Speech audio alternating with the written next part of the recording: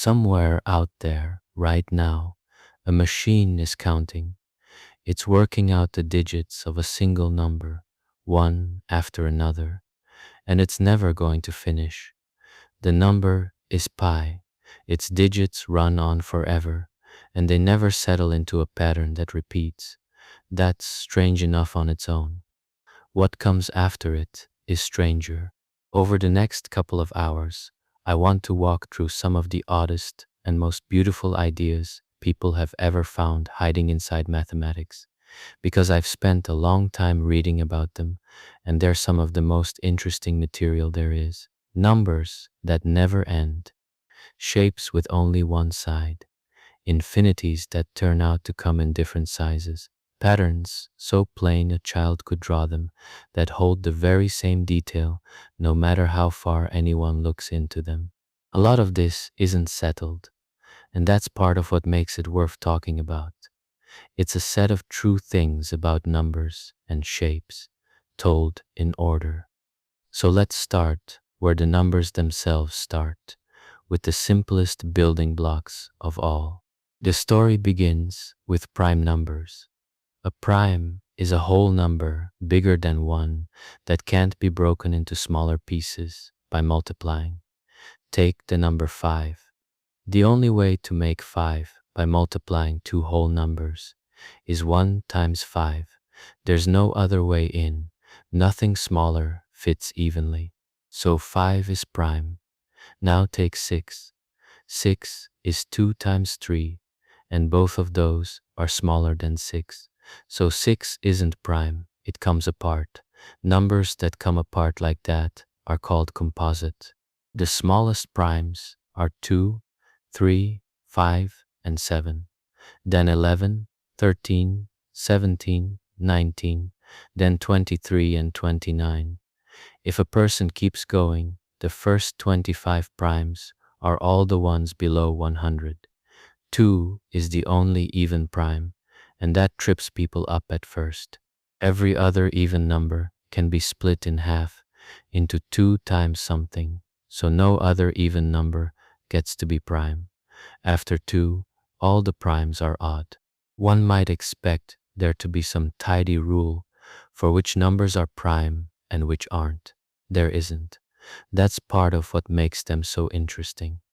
There's no simple formula that spits out the primes in order.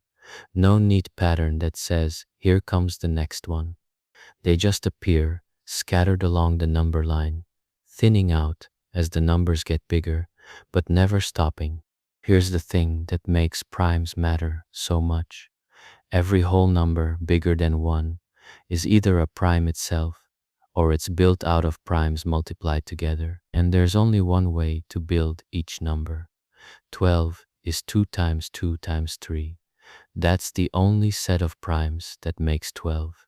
No other combination works. This idea has a heavy old name, the fundamental theorem of arithmetic, but the plain version is easy. The primes are the atoms. Every other number is a molecule built from them. Break any number all the way down, and it comes back to the same handful of primes every time. People have known about primes for a very long time. The oldest clear writing about them comes from the ancient Greeks, more than 2,000 years ago. A mathematician named Euclid, working around 300 years before Christ, proved something wonderful about them. He proved there's no last prime. They go on forever. The proof is short, and it's the kind of thing that feels like a small magic trick once it clicks. Suppose, just for a moment, that the primes did run out, that there was some biggest prime and a full list of every prime up to it. Take that whole list and multiply all of them together, then add 1. That new number, whatever it is, can't be divided evenly by any prime on the list, because there's always that leftover one. So either the new number is itself a prime nobody had, or it's built from some prime that wasn't on the list. Either way, the list was never complete. There's always another prime out past the end, so the primes never stop. Another old Greek gift is a way to find primes called the sieve of Eratosthenes. It works like sifting. Write out the numbers in order, circle 2, then cross out every second number after it, since those are all even and can't be prime. Circle 3, cross out every third number. Circle 5, cross out every fifth. Keep going. Whatever's left uncrossed when the dust settles, those are the primes. It's simple enough for a child to do with a pencil, and people still use the same idea, sped up, to make lists of primes today. So the primes never end, but they do get lonelier as the numbers climb. Down among the small numbers, they're packed close together. 2, 3, 5, 7, all within a few steps. Out among the big numbers, they spread apart. There are long stretches of the number line with no primes at all, and those empty stretches get longer, on average, the higher a person goes. But it's not steady.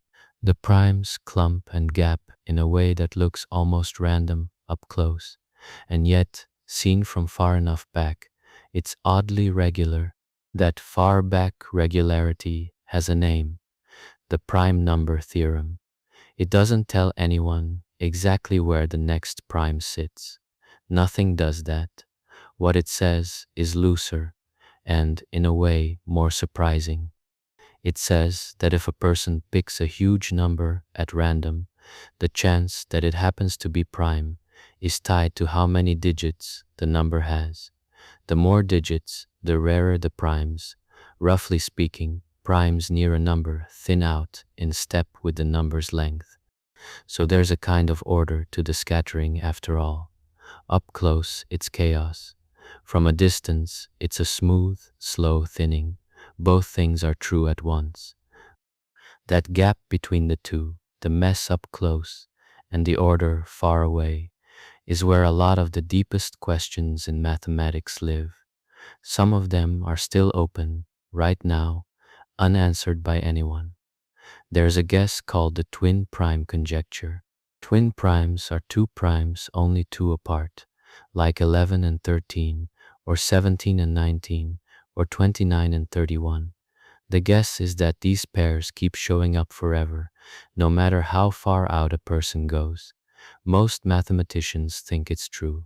Nobody has proved it. It's a simple thing a child could understand, and it has stumped everyone for a very long time. There's another one, from a letter written in the 1740s by a man named Christian Goldbach. He noticed that every even number he tried, bigger than 2, could be written as 2 primes added together. 4 is 2 plus 2, 10 is 3 plus 7, or 5 plus 5. 100 is 3 plus 97. It seems to always work. Computers have checked it for enormous numbers, and it keeps holding. But holding for every case anyone has tried isn't the same as being proved for all of them. It's still just a guess. A very old, very stubborn guess. Euler found another way to feel how thick the primes really are, and it's a strange one. Take the primes and turn each into a fraction, 1 over the prime, a half, a third, a fifth, a seventh, an 11th, and so on down the list. Now start adding all those fractions up. A half plus a third plus a fifth plus a seventh, forever. The pieces get tiny as the primes get big, so it seems like the total ought to settle down toward some fixed number and stop climbing. It doesn't. Euler proved that this sum keeps growing, slowly, without any limit, all the way to infinity. It takes forever and climbs at a crawl, but it never stops rising. And that's another proof, a completely different one, that the primes never end. Because if there were only finitely many primes, the sum would just be a plain finite total. But there's more hidden in it. Compare it to doing the same with the perfect squares. 1 over 4 plus 1 over 9 plus 1 over 25, and so on. That sum does settle down. It climbs to a modest fixed value and stays there. So in this odd but exact sense, the primes are thicker on the ground than the squares. They thin out as the numbers grow, but not as fast as the squares do. Scattered as they look, the primes are richer than they seem. For a long time, primes were thought to be pure, beautiful, but useless, something mathematicians loved for their own sake, with no bearing on ordinary life. That turned out to be wrong in a big way in the 1970s. That's when people worked out how to build secret codes out of primes. The trick rests on a lopsided fact. It's easy to take two big primes and multiply them together. It's terribly hard to take the answer and work backwards to find the two primes that made it. Multiplying is a quick trip forward. Unmultiplying a huge number is a slow, brutal climb back. That gap, easy one way and hard the other, is what keeps a great deal of the world's private information private. When something is sent securely across the internet, there are almost certainly large prime numbers holding the door shut. Because of that, and because it's a nice puzzle in its own right, people go looking for bigger and bigger primes. The largest ones known are found by computers now, often by huge groups of ordinary people volunteering their machines to the search. The primes they hunt have a special shape that makes them a little easier to test. The biggest ones found have millions of digits, written out in normal type. A single one of these primes would fill a stack of books. There have even been cash prizes offered for crossing certain lines, like the first prime found with 100 million digits.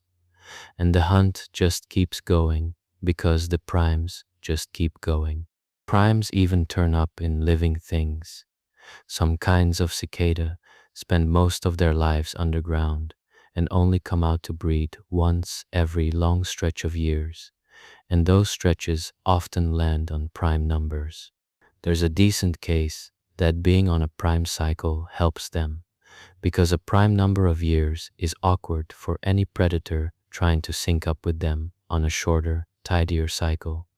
So a buck that never took a math class ends up keeping time by prime numbers purely because it worked. There's one more picture worth carrying out of all this. Somebody once wrote the whole numbers out in a spiral, starting from the middle and winding outward, and then marked all the primes. He expected a smear, a random dusting with no shape. Instead, the primes seemed to line up along certain diagonal streaks, leaning one way more than another. It's called the Ulam spiral, after the man who noticed it, supposedly while doodling during a dull talk. Nobody fully understands why the streaks are there. It's another one of those places where the primes look random, and then, oddly, don't. From the primes, there's a short step to another old idea, one the Greeks fell a little in love with. It's the idea of a perfect number. The word perfect here doesn't mean flawless or holy. It's just a name for a number that has a nice balance to it. Every number has a set of divisors, the smaller numbers that divide into it evenly. Take 6. The numbers that divide evenly into 6, not counting 6 itself, are 1, 2, and 3. Add those 3 up. 1 plus 2 plus 3 is 6. The number equals the sum of its own parts. That's what makes it perfect. 6 is the smallest one. The next is 28. The numbers that divide into 28, leaving out 28 itself, are 1, 2, 4, 7, and 14. Add them together and they come to 28 exactly. After that, the perfect numbers jump a long way. The third is 496. The fourth is 8128. And then there's a big empty stretch before the fifth one shows up, way out past 33 million. The Greeks knew the first 4. They didn't have the fifth, because the fifth is too big to stumble onto by hand. For a very long time, those 4 were the whole list anyone had, and people made a lot of that. 6 and 28, the first two, got tangled up with religion and the sky.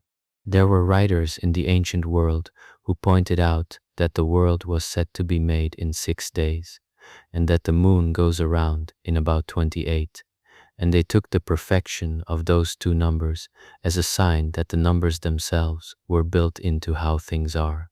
Whether that means anything is a matter of taste, but it shows how much weight these numbers carried in people's minds. Euclid, the same Greek who proved the primes never end, also found the rule that makes perfect numbers, and it ties them straight back to the primes, which is part of why they've kept people fascinated. There's a special family of primes that come from doubling. Start with 1, double it again and again, and each time subtract 1, and now and then the result lands on a prime. 3 is one of these, 7 is another, 31, 127. These are called Mersenne primes, after a French monk named Marin Mersenne, who studied them much later. Euclid's rule says that every time one of these special primes turns up, a perfect number can be built from it. That's where 6 comes from, and 28, and 496, and all the rest. So the perfect numbers and this one rare family of primes are locked together. Find one of those primes, and a perfect number comes with it. 2,000 years after Euclid, a mathematician named Leonhard Euler proved the other half of it. He showed that every even perfect number has to come from Euclid's rule. There's no other source for them. So the two ideas fit together perfectly, one inside the other. It's called the Euclid-Euler theorem, after the two men who each proved a piece of it 2,000 years apart. That covers the even perfect numbers. But there's a hole in the middle of all this that nobody has ever filled. Every perfect number anyone has ever found is even. Not one is odd, and yet nobody has been able to prove that an odd one can't exist. It's one of the oldest open questions in all of mathematics. People have been circling it for centuries. They haven't sat still, though. They've slowly boxed in what an odd perfect number would have to look like if it existed at all, and the box is punishing. If there's an odd perfect number out there, it has to be bigger than a number with more than 1,500 digits. It has to have a large prime factor and a whole list of other awkward properties all at the same time. Each new result makes the thing harder to imagine. One mathematician, after thinking it over for a long time, said that an odd perfect number, slipping through all those conditions at once, would be little short of a miracle. Most people who study this expect there aren't any, but expecting isn't proving. The question is still open. There's also no answer yet to whether the perfect numbers ever stop, since each one comes from one of those special rare primes, and nobody knows if those primes go on forever. Nobody knows if the perfect numbers go on forever either. Only about 50 of them have ever been found. Each new one is a small event, because each one means somebody found another of those hard rare primes to build it from. And that's a search that's still going on right now, tied straight to the hunt for the largest primes, those rare doubling primes. The ones that build the perfect numbers are exactly the ones the big prime hunting projects look for, because they're a little easier to test than primes of no special shape. So the largest known prime and the largest known perfect number tend to arrive together, hand in hand. When a volunteer's computer somewhere turns up a new one of those rare primes, the world gets, in the very same moment, a new record prime and a brand new perfect number to go with it, the first one anybody has seen in years. The perfect numbers Euclid wrote about more than 2,000 years ago are still being discovered, one at a time, on ordinary machines, by people who mostly do it for love, an idea that old, still handing out surprises. One last small thing about them, because it's the kind of thing the old writers loved. List the perfect numbers and look at the last digit, and they seem to end in 6, then 8, then 6, then 8. An old Greek writer noticed this and said they must alternate like that forever, 6 and 8, turn and turn about. He was wrong. The pattern breaks. Later ones don't keep the neat back and forth. It's a small reminder that with numbers, a pattern that holds for the first few cases isn't a promise. Sometimes it holds forever.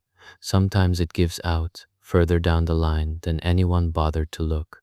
The next pattern is one a lot of people have heard of, even if they've never heard its name. It starts as simply as anything in math. Begin with two numbers, 1 and 1. To get the next number, add the last two together.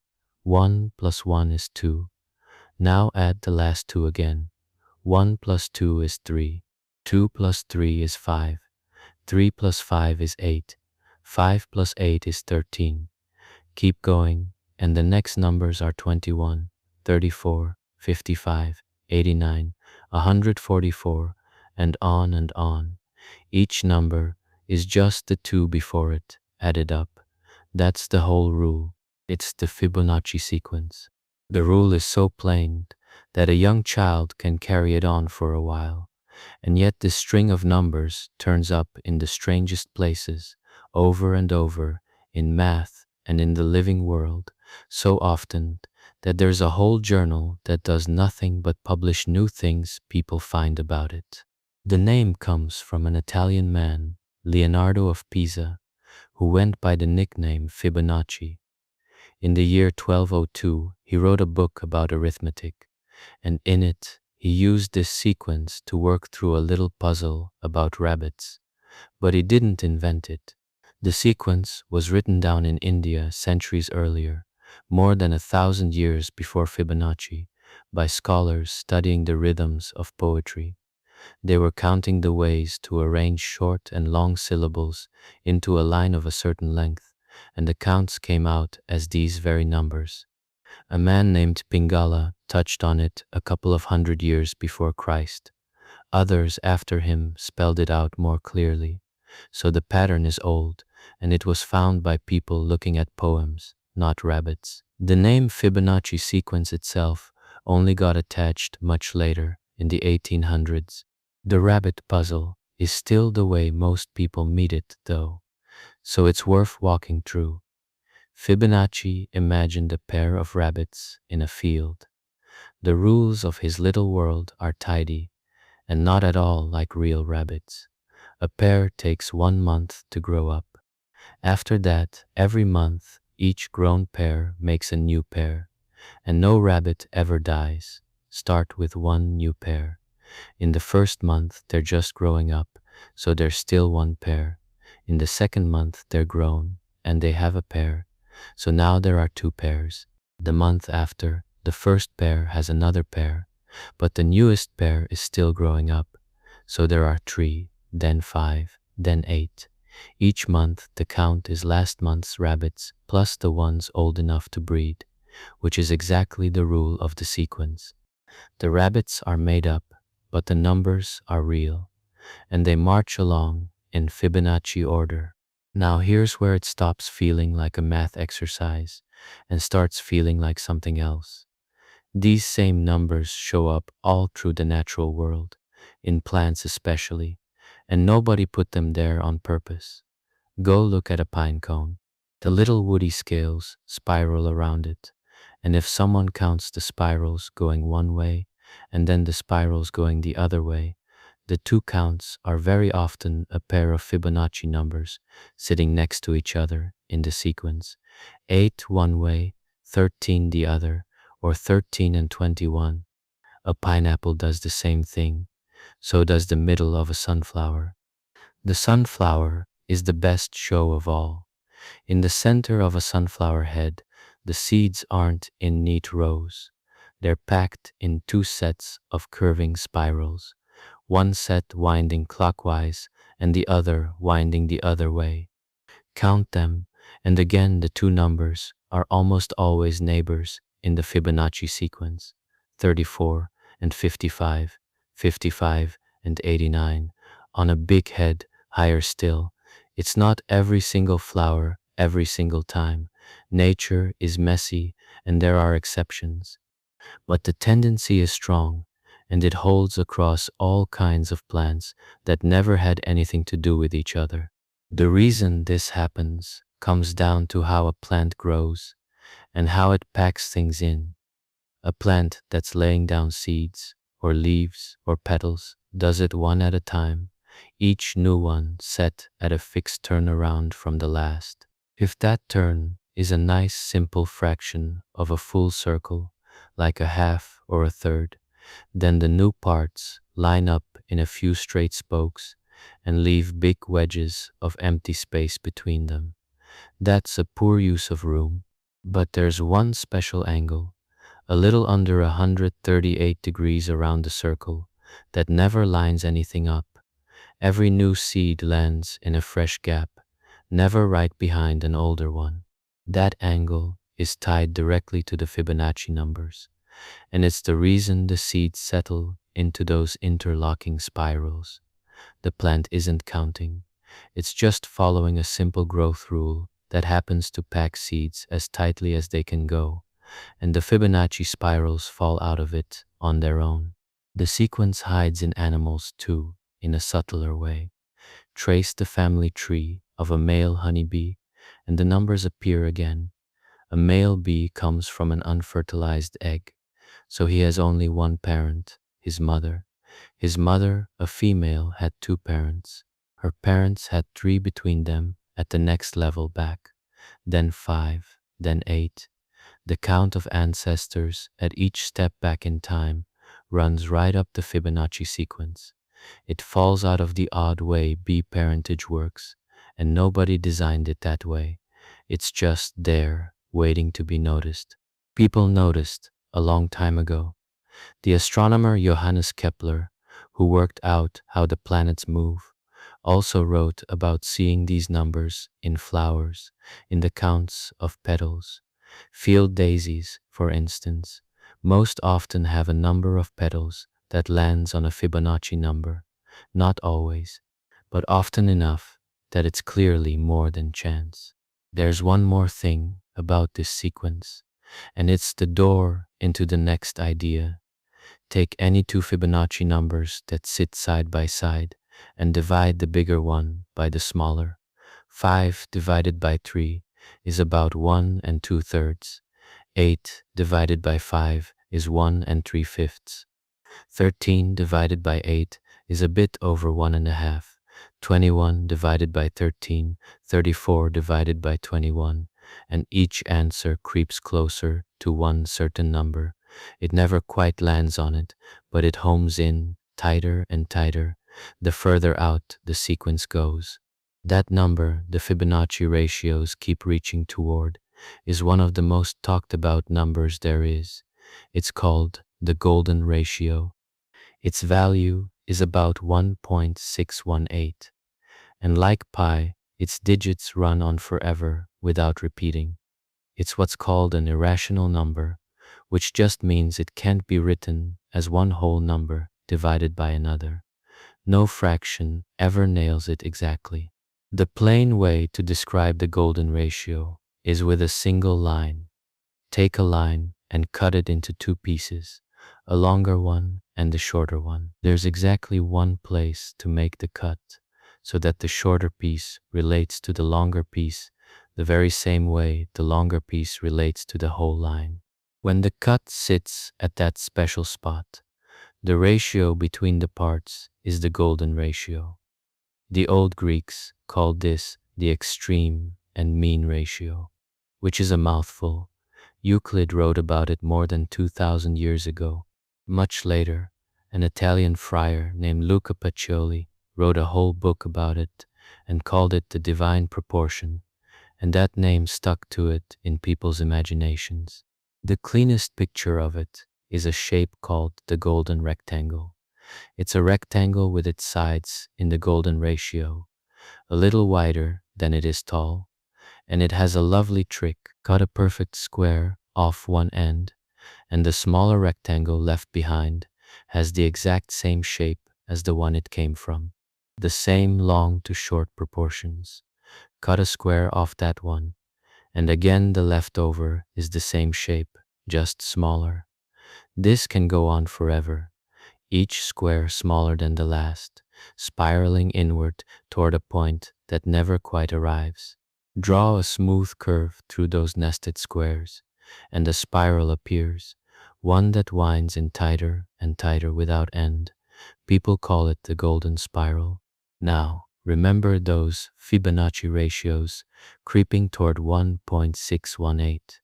That connection is real, and it took a while for anyone to spot it. Fibonacci himself, working with his rabbit numbers, never noticed they had anything to do with this ratio. It was hundreds of years later that people saw the link. A German mathematician noticed the Fibonacci ratios closing in on the golden ratio, and then Kepler, the planet man again, found it fresh on his own in the early 1600s. Kepler thought geometry had two great treasures. One was the famous rule about right triangles, which he compared to a lump of gold. The other was this business of cutting a line in the golden ratio, which he called a precious jewel, high praise from a man who spent his life measuring the heavens. The golden ratio shows up all over plane geometry too, once a person starts looking. In a regular five-sided shape, a pentagon, the ratio of a diagonal to a side is exactly the golden ratio. Draw all the diagonals of a pentagon, and they make a five-pointed star, and every crossing in that star cuts the lines in the golden ratio again. So the humble five-pointed star, the kind children draw without lifting the pencil, is soaked in this number from corner to corner. There's a deeper reason the golden ratio keeps turning up in growing plants, and it's a little surprising. In a certain exact sense, the golden ratio is the hardest number of all to pin down with fractions. Most irrational numbers can be closely faked by some simple fraction. The golden ratio resists that more than any other number. Its fractions creep up on it as slowly can be, and that stubbornness is precisely why it's so good for a plant packing seeds. A plant that turns by a fraction of a circle, each step ends up with its seeds lined up in spokes, wasting space. A plant that turns by the golden ratio's share of a circle never lines anything up, ever, because no simple fraction gets close. Every seed finds a fresh gap. So the very thing that makes this number awkward for math makes it perfect for filling a flower head.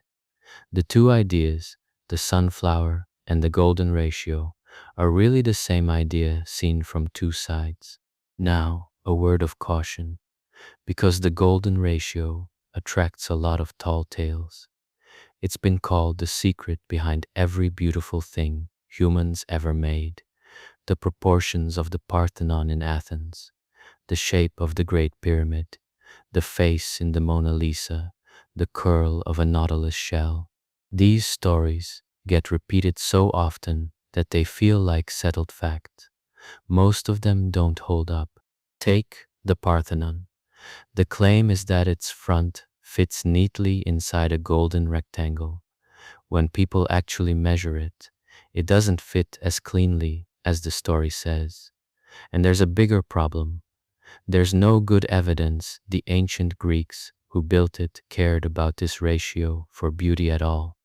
One writer looked at more than a dozen Greek temples and many tombs and grave markers from that whole era and found the golden ratio simply wasn't there in the architecture. The Greeks who wrote about proportion wrote about whole number ratios, simple things like 3:2. The Parthenon story seems to have grown up long after the fact. The Great Pyramid is the same. People have fit the golden ratio to it, but they've also fit pi to it, and simple whole number ratios to it, and the stones are worn enough that the measurements can be made to say almost anything. What's known about Egyptian math from that time doesn't include this ratio at all, so the pyramid story falls apart too. The Nautilus shell is a pretty case because the shell really does grow in a spiral, and a spiral that keeps the same shape as it grows. But that kind of spiral isn't the golden spiral. When people actually measure real Nautilus shells, they don't match the golden ratio. The shell is following its own different rule. That rule is worth knowing though, because it's beautiful in its own right. The Nautilus grows in a spiral that keeps the very same shape as it gets bigger.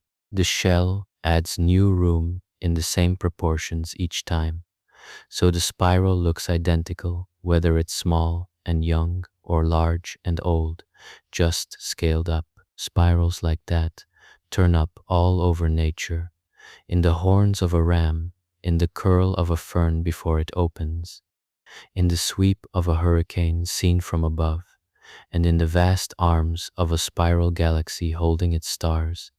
The golden spiral is one special member of that big family, but it's only one.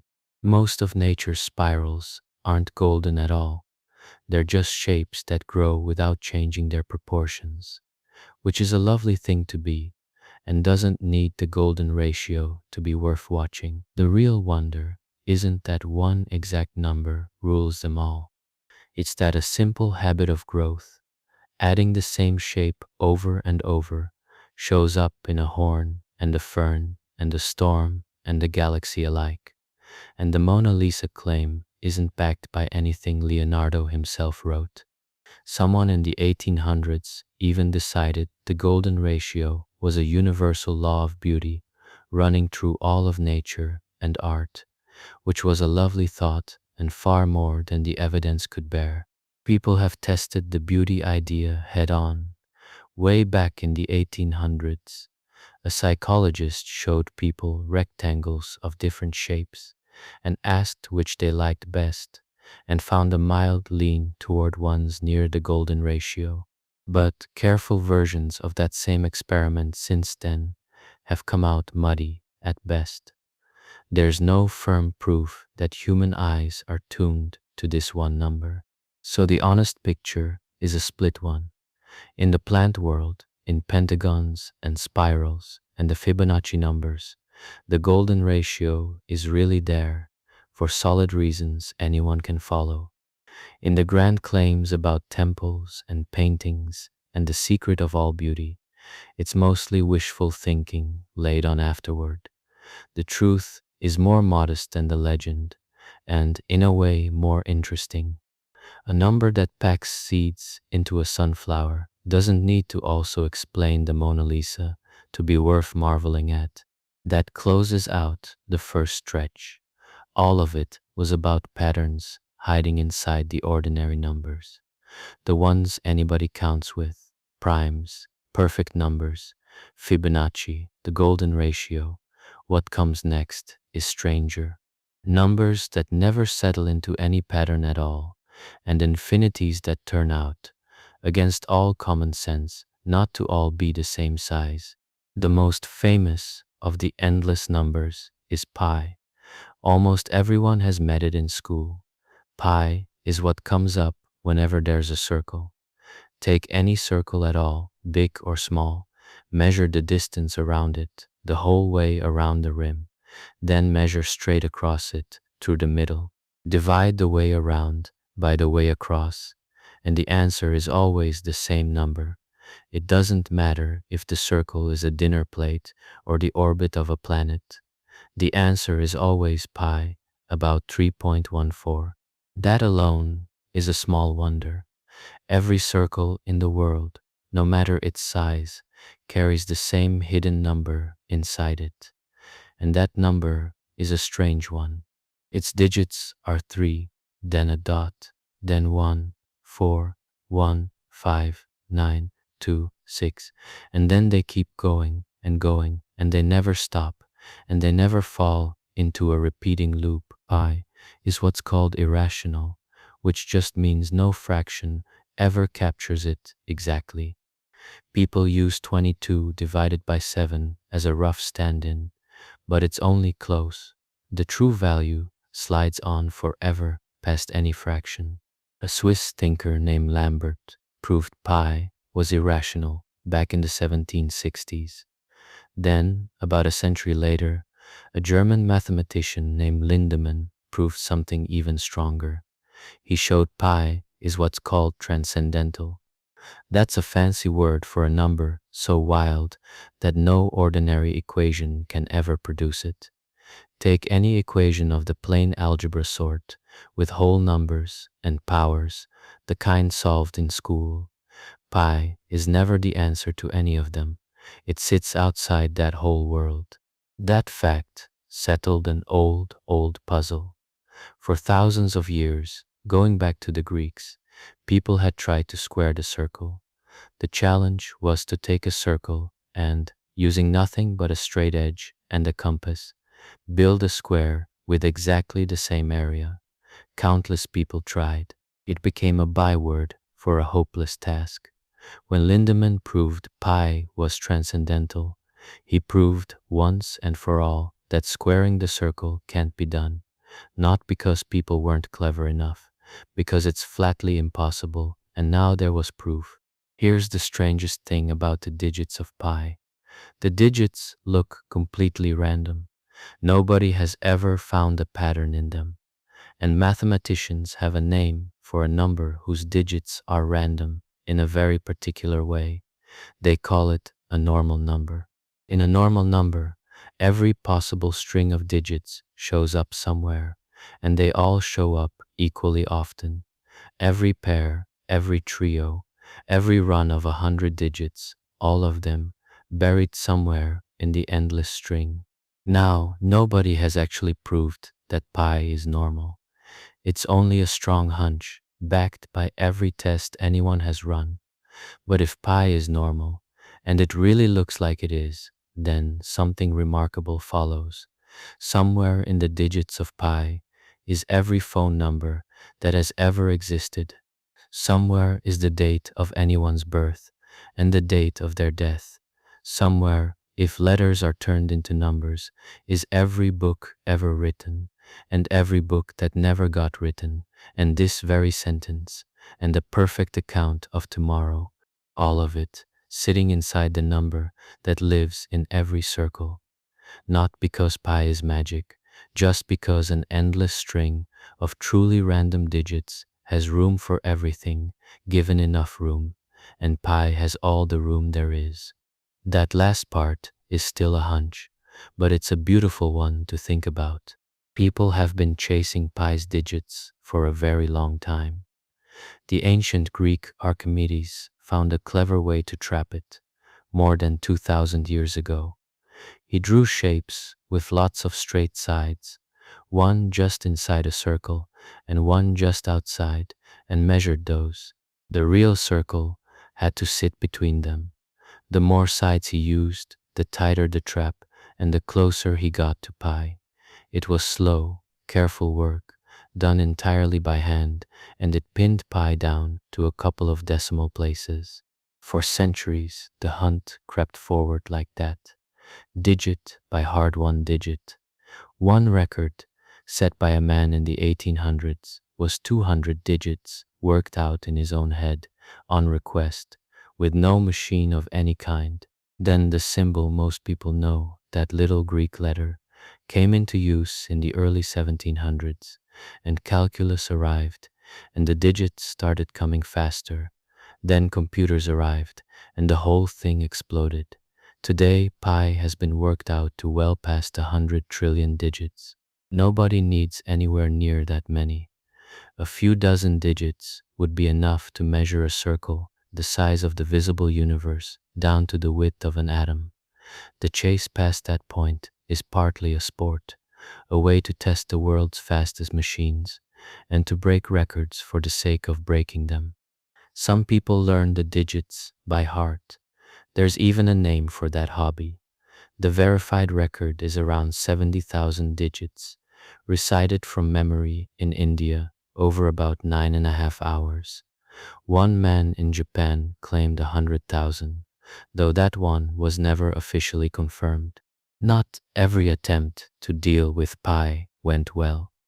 In the 1890s, an amateur in the American state of Indiana tried to get the state government to pass a law fixing the value of pi, and the value in his bill was wrong. It would have made pi come out to something like 3.2. The bill actually passed one part of the state legislature before someone who understood the math stepped in and it was dropped. A law can decide a lot of things. It can't change the number hiding in a circle. And pi doesn't only live in circles. Once mathematicians went looking, it turned up in the strangest places, far from anything round. It's in the bell curve that describes how random errors scatter. It shows up in problems about probability and in the deep machinery of physics. And it hides inside plain sums of fractions that have no circle anywhere near them. Start with 1, take away a third, add a fifth, take away a seventh, add a ninth, keep going, forever, marching down the odd numbers, adding and subtracting by turns. The running total never settles on a tidy value. It slowly homes in on a quarter of pi. So a person could reach pi with nothing but the plain odd numbers, 1 and 3 and 5 and 7, added and subtracted in a patient endless line, and out of that bare little sum comes the number that lives in every circle. Nobody looking at that string of fractions would guess a circle was hiding in it, but it is. There's even a way to find pi by dropping needles. Take a needle and a floor with evenly spaced lines, like floorboards. Drop the needle over and over and count how often it lands across a line. Do it enough times, and the fraction that cross a line leads straight back to pi, a number born from circles, showing up in a pile of dropped needles for reasons that take real work to see. That's the sort of thing pi does. It's everywhere. That word from before, transcendental, deserves a closer look, because it points at one of the loveliest facts in all of mathematics, and it's a fact about how crowded the number line really is. Start by sorting numbers into families. First, there are the plain fractions, the ones that are one whole number over another, like 3/4 or 7/2. Those are the rational numbers. Then there are the numbers that no fraction can catch, like pi. Those are the irrational numbers. That much most people meet in school. But there's a deeper line running through all the numbers, and it doesn't fall in the same place. Think about the square root of 2. It's the length of the diagonal across a square whose sides are 1. It's an irrational number. Its digits run on forever without repeating, same as pi. But it's tame in one important way. It's the answer to a simple equation. Ask what number, multiplied by itself, gives 2, and the square root of 2 is the answer. So even though it's irrational, it still comes from an ordinary equation with whole numbers in it. Numbers like that, numbers that answer some plain algebra equation, are called algebraic. The square root of 2 is algebraic. So is any fraction. So are heaps of ugly-looking irrational numbers. And then there are the numbers that answer no such equation at all. Not one. No matter what plain equation with whole numbers a person writes down, these numbers are never the solution. They've climbed clean out of the reach of ordinary algebra, which is where the name comes from. Transcendental means climbing beyond. Pi is one of these. So is the other great constant of mathematics, the number called e, which comes up whenever things grow or decay in a smooth, natural way. Both of them sit outside the world of ordinary equations. That number e is worth a moment, since it keeps company with pi as one of the two most important numbers in mathematics, and far fewer people have met it. Its value is about 2.7, and like pi, its digits run on forever without repeating. Where pi is the number of circles, e is the number of steady, natural growth. It's the number that shows up when something grows in proportion to how much of it there already is. The way money grows when interest piles onto interest, or the way a warm thing cools, or a crowd of cells multiplies, or anything fades away a little at a time. Whenever change feeds on itself smoothly, E is lurking in the arithmetic of it. It carries the name of Euler, who studied it closely, and it was proved to be transcendental, one of those numbers no ordinary equation can make, a few years before anyone managed the same for pi. Two endless, untamed numbers, one born from the roundness of a circle, and one from the way living and growing things change, both standing outside the reach of school algebra, both at the center of everything. For a long time, nobody was even sure such numbers existed. It was one thing to suspect that pi might be one. It was another to prove that any number at all was truly transcendental. The first person to do it was a French mathematician named Liouville in the 1840s. He couldn't prove pi was transcendental, so he did something cleverer. He built a number from scratch on purpose, designed so that no equation could ever catch it. It was a made-to-order transcendental number, a little strange and artificial but real. It proved they were out there. Later, others proved that the famous natural numbers were transcendental too. The number e fell first, then pi a few years after, in the 1880s. So far, this is a story about a rare and hard-won kind of number. Only a handful were known. Each new proof was a real achievement, and that's exactly what makes the next part so surprising. In the 1870s, a mathematician named Georg Cantor came at the whole thing from a completely different direction, and he found something that turned the picture inside out. He proved that the tame algebraic numbers, the ones that answer equations, are actually the rare ones, and the transcendental numbers, the wild ones nobody could find, are almost all of the numbers there are. The way he showed this is the heart of the next idea in this whole walk, so it's worth stating plainly. Cantor found that there are different sizes of infinity, the algebraic numbers, even though there are infinitely many of them, belong to the smaller kind of infinity. They can be lined up and counted off, one after another, in principle, forever. The full set of numbers on the line belongs to a bigger kind of infinity, one so large that no list, however long, could ever hold them all. And when the smaller infinity is set against the bigger one, the algebraic numbers all but vanish. They're a thin dust scattered through a line that's almost entirely made of transcendental numbers. Sit with how odd that is. Nearly every number on the number line is transcendental.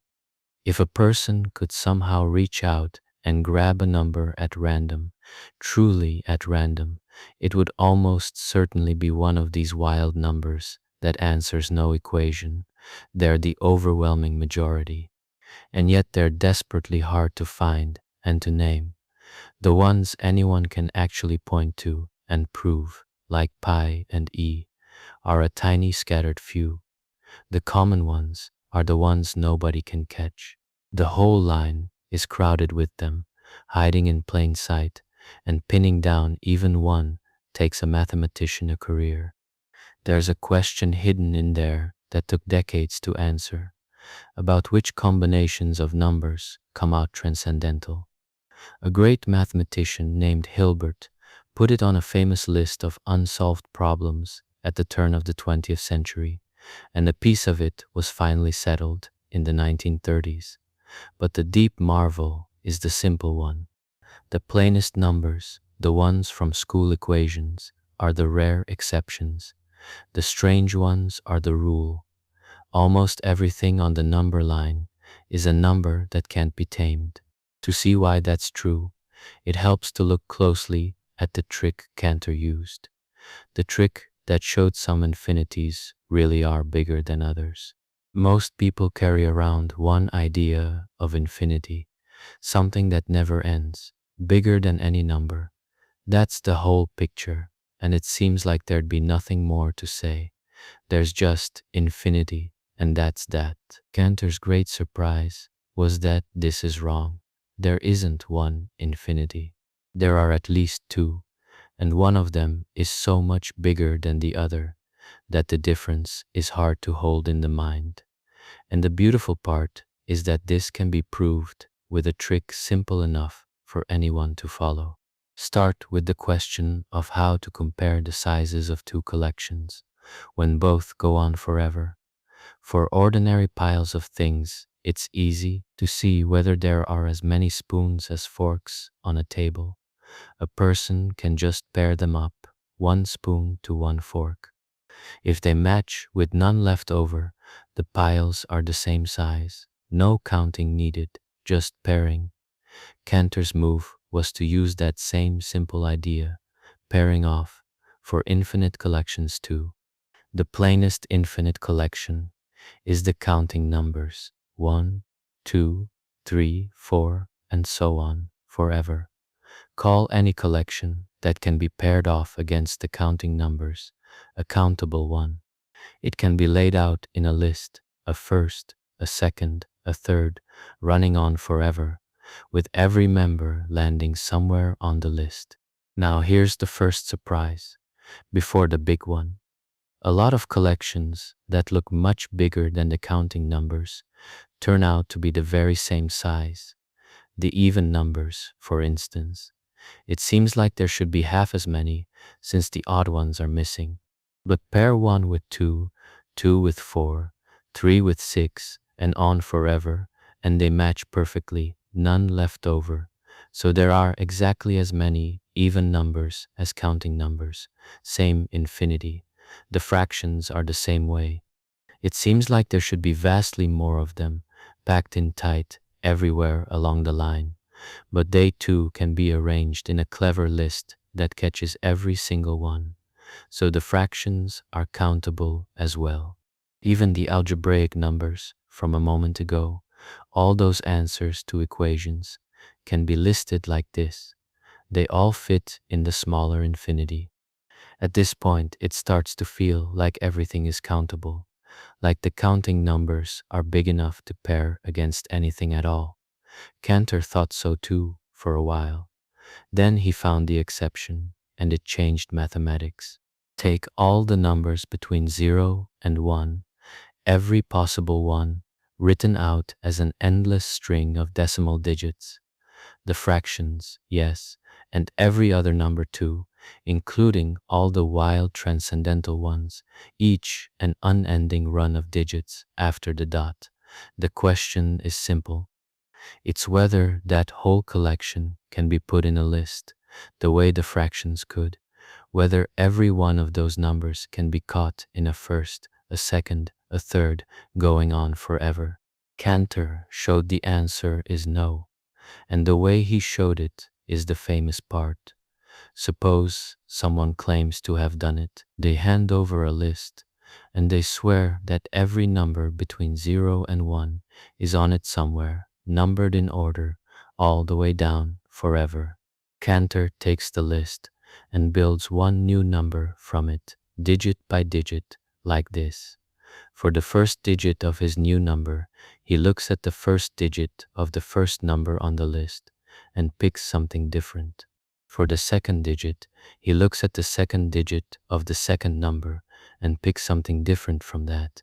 For the third digit of the third number changed, and on down the diagonal of the list, forever, each new digit chosen to disagree with the number in that spot. When he's done, he has a new number, a full, endless decimal of its own. And here's the catch. This new number can't be the first number on the list, because it differs from it in the first digit. It can't be the second, because it differs in the second digit. It can't be the hundredth because it was built to differ in the hundredth digit.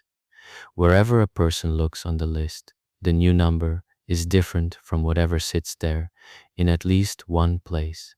So the new number isn't on the list anywhere, but the list was supposed to have every number between 0 and 1.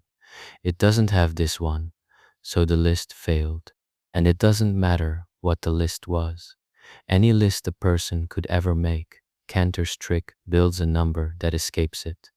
There is no possible complete list of all those numbers. They simply cannot be lined up and counted off. There are too many. This is what mathematicians mean when they call the real numbers uncountable.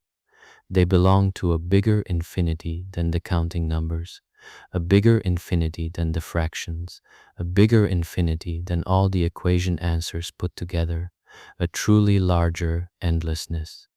So there are at least two sizes of infinity.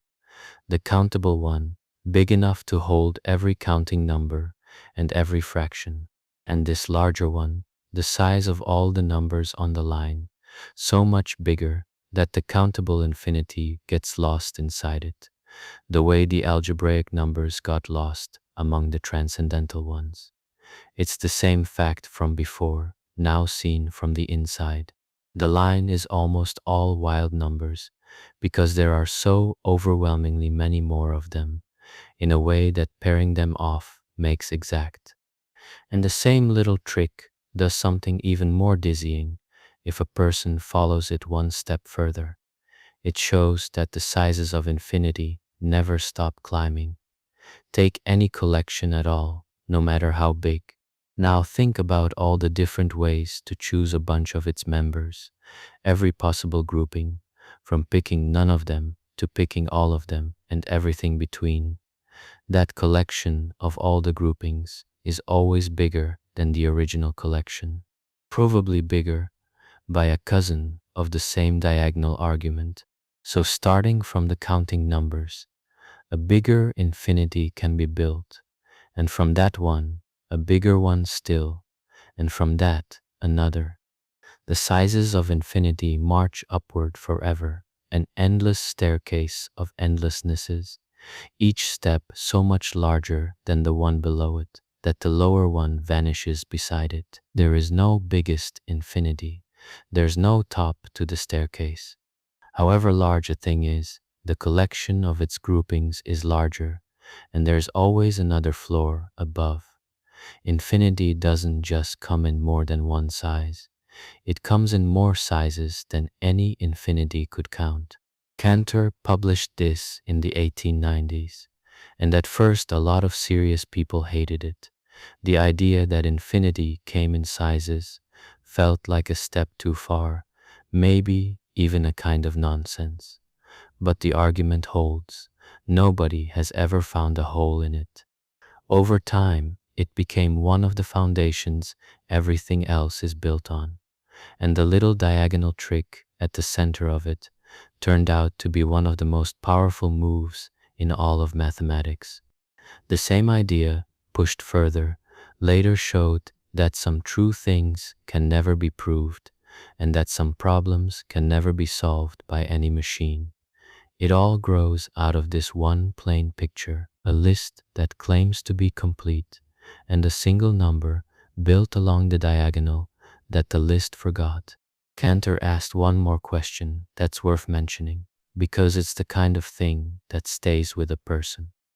He wondered whether there was a size of infinity in between the countable one and the larger one, a middle infinity, bigger than the counting numbers, but smaller than the whole line. He believed there wasn't. He spent years trying to prove it. He never could. And the strange ending to that story is that the question turned out to have no ordinary answer at all. But that's a thread for another time. For now, the plain marvel is enough. Infinity isn't one thing. It comes in sizes, and the proof fits on a single page. The last idea in this stretch about numbers goes back to where the whole thing started, to the primes. and to the deepest unanswered question anyone has ever asked about them. It's a question that's been open for more than a century and a half, and a lot of mathematicians think it's the single most important unsolved problem in their whole field. Remember how the primes thin out. Up close, they're a mess, clumping and gapping with no clear rule. From far away, they thin in a smooth, steady way, the way the prime number theorem describes. So there's a smooth curve that says roughly how many primes there should be up to any point. And then there are the real primes, which wobble around that curve. Sometimes there are a few more than the smooth curve predicts, sometimes a few less. The primes are always dancing a little above and below their expected count. The question is how wild that dance is. Maybe the wobbles stay small and well behaved, or maybe they grow large and unruly the further out a person goes. On the answer hangs how much order really hides in the primes. In the year 1859, a German mathematician named Bernhard Riemann wrote a short paper about exactly this. It was only a few pages long.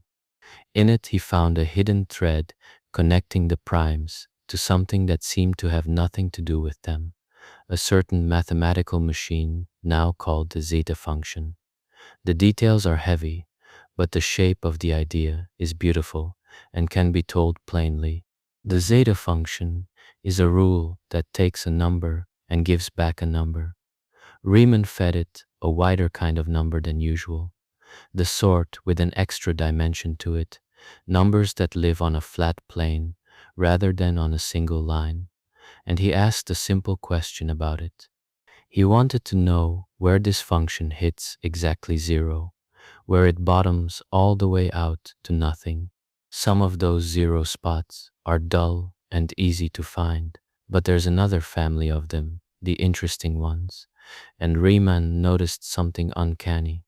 The interesting zeros he could compute all seemed to sit on a single straight line, one special vertical line running through that plane, every zero landing right on it, none straying off to either side.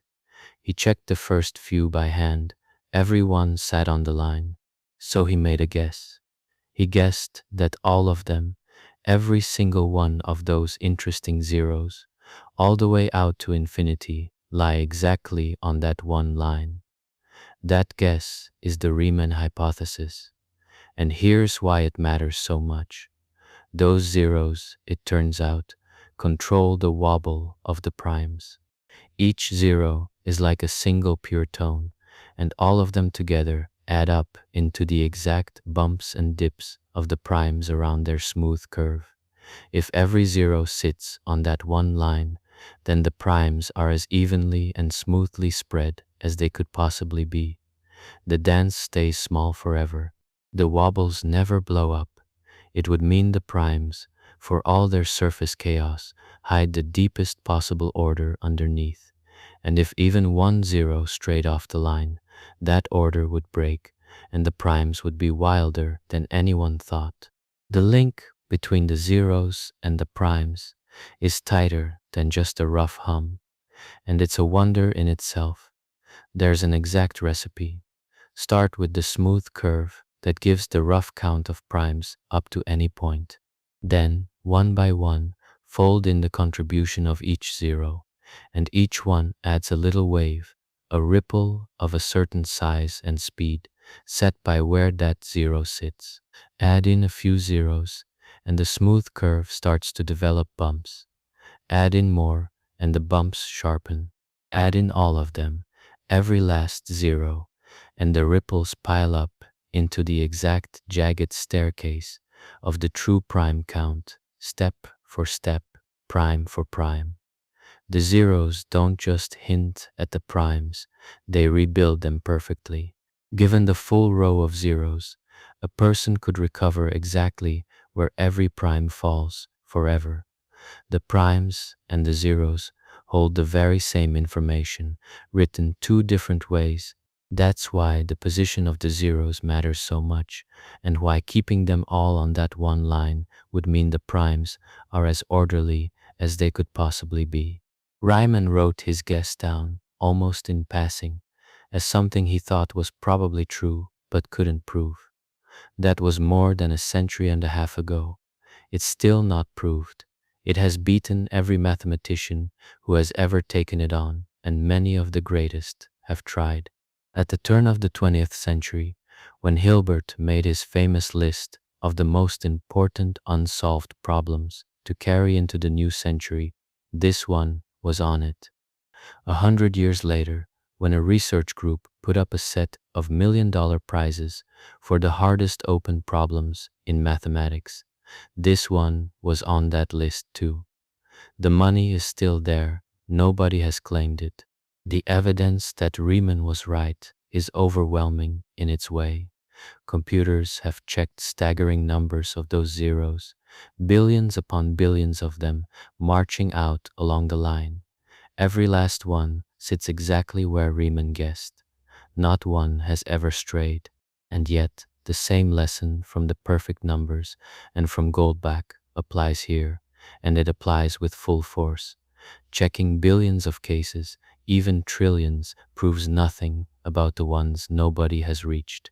There are infinitely many zeros. A proof has to catch all of them at once, and no one has found a way. It's entirely possible that far, far out, past anything a machine will ever compute, a single zero waits just off the line, and the whole thing is false. Almost nobody believes that, but belief isn't proof. There's one more twist to this story, and it's the sort of thing that feels too strange to be true. In the 1970s, someone noticed that the spacing of Riemann's zeros, the way they're strung out along the line, looks exactly like something from physics. The energy levels of certain quantum systems, the tiny rungs of energy that a particle can sit on, scatter with the very same statistics as the zeros of the zeta function. The primes and the deep behavior of matter at its smallest scale seem to be humming the same tune. Nobody fully understands why. There's an old hope that somewhere out there is a physical system, some real arrangement of matter whose natural notes are exactly Riemann zeros, and that finding it would prove the whole hypothesis in one stroke, because those notes always fall on a line. People have looked for that system for decades. Nobody has found it. That's why some people call this the music of the primes. The primes, scattered and lonely and seemingly random, turn out to carry a hidden harmony written in a row of zeros on a single line, and that same harmony echoes in the behavior of the physical world. Whether the harmony is perfect, whether every note truly falls on the line, is a question that has stayed open since 1859, and it may stay open for a long while yet. It's a comfortable kind of mystery. Nothing depends on it being solved. It just sits there, waiting, the way it has for over 150 years. So that closes the numbers.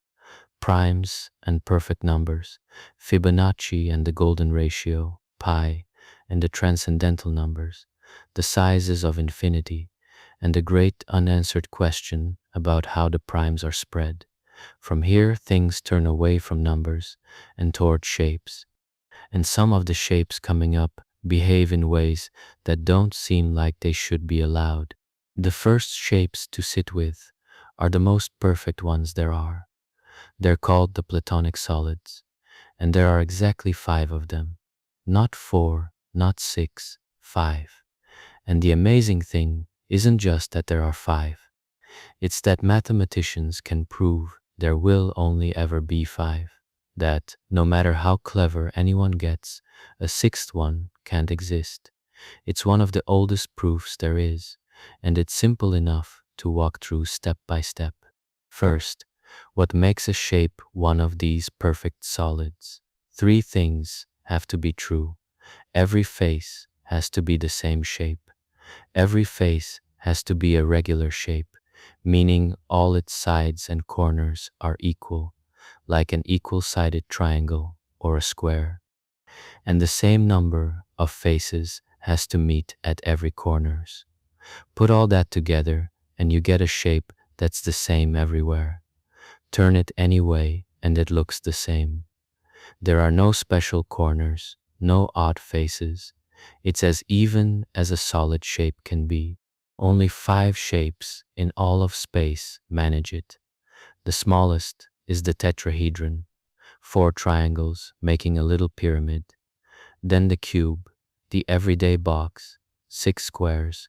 Then the octahedron, 8 triangles, like 2 pyramids glued base to base.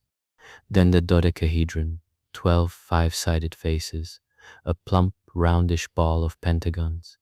And the biggest, the icosahedron, 20 triangles packed into a shape so round it almost looks like a globe. 4, 6, 8, 12, 20.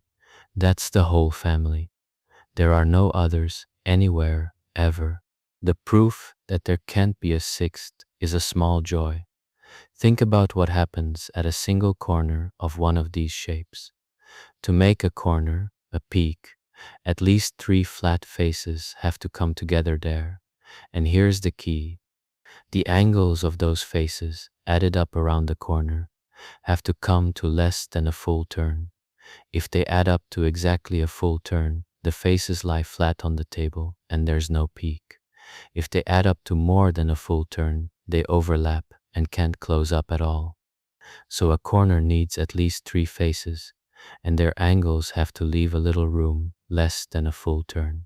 Now just go through the shapes. Start with equal-sided triangles. Each corner of one is a fairly small angle. 3 of them at a corner leave plenty of room, and that folds up into the tetrahedron. 4 of them at a corner still leave room, and that's the octahedron. 5 of them still just barely enough room, and that's the icosahedron. But 6 triangles at a corner add up to exactly a full turn. They lie flat, no solid, so triangles give exactly 3 of the shapes and then stop. Move to squares. Each corner of a square is a bigger angle. 3 squares at a corner leave a little room, and they fold into the cube. But 4 squares add up to a full turn and lie flat, so squares give just one shape, the cube. Move to pentagons, the 5-sided faces.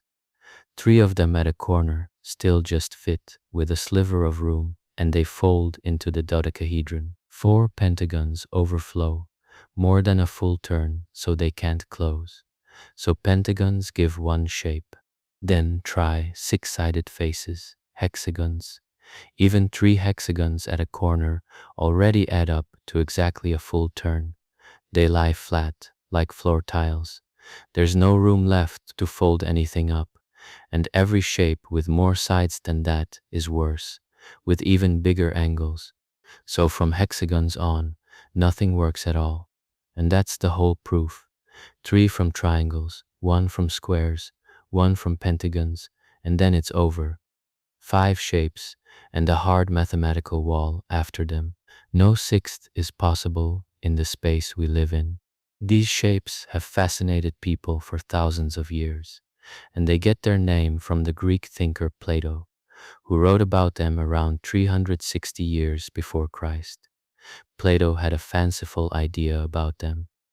He thought the whole world was built from 4 basic elements: earth, air, fire, and water, and he matched 4 of the solids to them.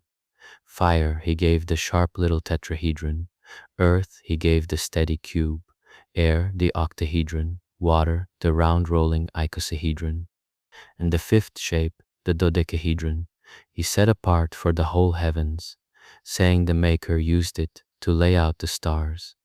It's not science, of course, but it's a lovely early attempt to say that the world is made of shapes, and that a few perfect forms lie under everything. The shapes are older than Plato, though how much older is a little uncertain. Some carved stone balls dug up in Scotland, thousands of years old, are sometimes said to be these solids, but the match is loose. The stones have rounded knobs, and their counts don't really line up with the solids, so it's probably reading too much into them. What's solid is that the ancient Greeks studied all five closely. One of them, a man named Tretus, seems to have given the first real proof that only five can exist. And Euclid, whose great book laid out geometry for 2000 years, saved these shapes for the very end. The last part of his book is all about the five perfect solids, and it closes with the proof that there are no more. There's one more chapter to the story, and it's a beautiful failure.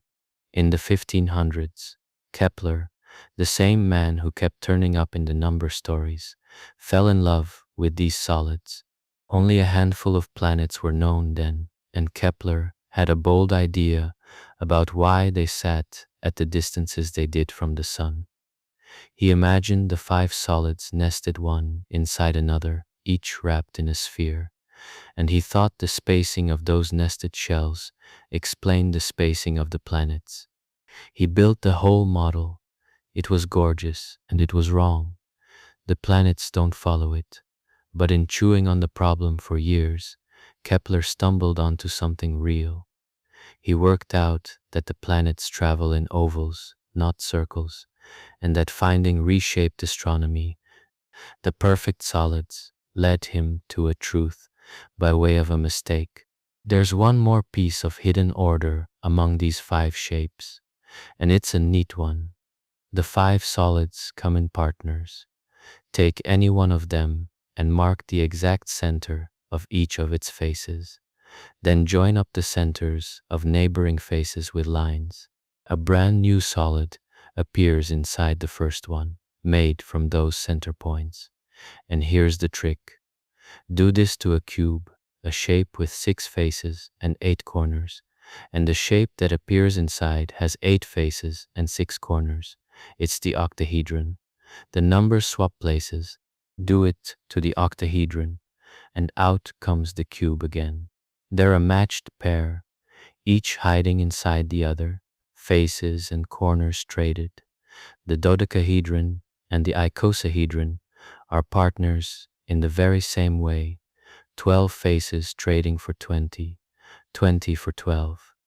And the little tetrahedron is its own partner. Put a point at the center of each of its 4 faces, join them, and out comes another tetrahedron. So the 5 perfect solids aren't even 5 separate things. They're 2 matched pairs and one shape that mirrors itself, all woven together by this trading of faces for corners. And the shapes turn up in the living world, without anyone placing them there. There are tiny sea creatures, so small they're almost dust, whose glassy skeletons grow in the shape of these solids, some as neat little icosahedrons, some as dodecahedrons. Many viruses build their shells as icosahedrons, because that shape can be made from one simple protein used over and over, which saves the virus a lot of trouble. And several kinds of mineral grow their crystals as cubes or octahedrons, faces flat and even, formed by nothing but the way the atoms stack. The dice used in games are these shapes too, chosen because a perfectly even solid is the only kind that rolls fair. A shape with no special side lands on each face with equal chance. That's the whole point of the perfect solids. No side is special, and there are only 5 of them in all of space. The perfect solids came from folding flat shapes up into corners.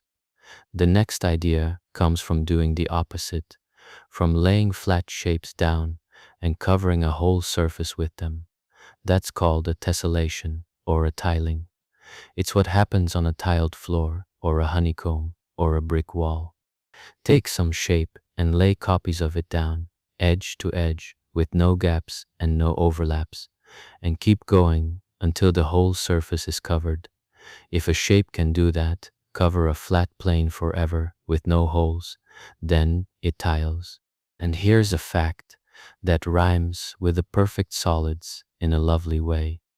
If the tiles all have to be the same regular shape, then only three shapes can do it: the equal-sided triangle, the square, and the six-sided hexagon. That's all. No regular five-sided shape can tile a floor, no regular seven-sided shape, just those three. The reason is the same corner counting idea from the solids, run in reverse. With the solids, the angles meeting at a corner had to add up to less than a full turn, so the shape could fold up into a peak. With a flat tiling, there's no folding. The tiles stay flat. So the angles meeting at each point have to add up to exactly a full turn, no more and no less. Exactly a full turn means the tiles close neatly around the point with no gap and no overlap. Anything else leaves a wedge of space or forces the tiles to buckle. So go through the shapes again. 6 triangles fit exactly around a point, closing the full turn, and they tile. 4 squares fit exactly around a point, and they tile. 3 hexagons fit exactly around a point, and they tile. And that's the whole list. Pentagons, the 5-sided shape, can't do it because their corners don't divide a full turn evenly. However many pentagons a person sets around a point, they either leave a gap or spill over. It's the same wall the solids ran into, only now it falls in a different place. The hexagon, which had corners too wide to fold into any solid, has corners exactly right to tile a floor. The shape that was useless for one job is perfect for the other. People have been tiling surfaces for as long as there have been surfaces to tile. The Sumerians pressed patterns of clay tiles into walls, something like 4,000 years before Christ. The Romans covered floors in tiny stone squares, and the word tessellation comes from their word for one of those little squares. But the true masters of the art were the makers of Islamic tilework, above all the builders of the Alhambra Palace in Spain. The walls there are covered in tilings of a richness that still stuns mathematicians, patterns worked out by eye and by tradition, centuries before anyone had the math to describe them. The first person to study tilings as mathematics rather than as decoration was Kepler again, in the early 1600s. He wrote about which regular shapes tile and which don't, and he was among the first to try to explain why honeycombs are made of hexagons and why snowflakes come out six-sided. Both of those, it turns out, come back to the hexagon being one of the three shapes that tile. Much later, in the 1800s, a Russian scientist proved something wonderful about repeating flat patterns. Every possible way of making a pattern that repeats across a flat surface. Every wallpaper, every tiled floor, every woven cloth falls into one of exactly 17 kinds. 17. There are only 17 fundamentally different ways for a flat pattern to repeat and be symmetric. It's been claimed that all 17 appear somewhere in the tile work of the Alhambra, made by craftsmen who had no idea there were 17 and no notion of the underlying math. Whether the palace really has all 17 is argued over, but that the artists, working by feel, found so many of them is remarkable on its own. Coloring a tiling has its own famous puzzle, and it's a simple one to think about.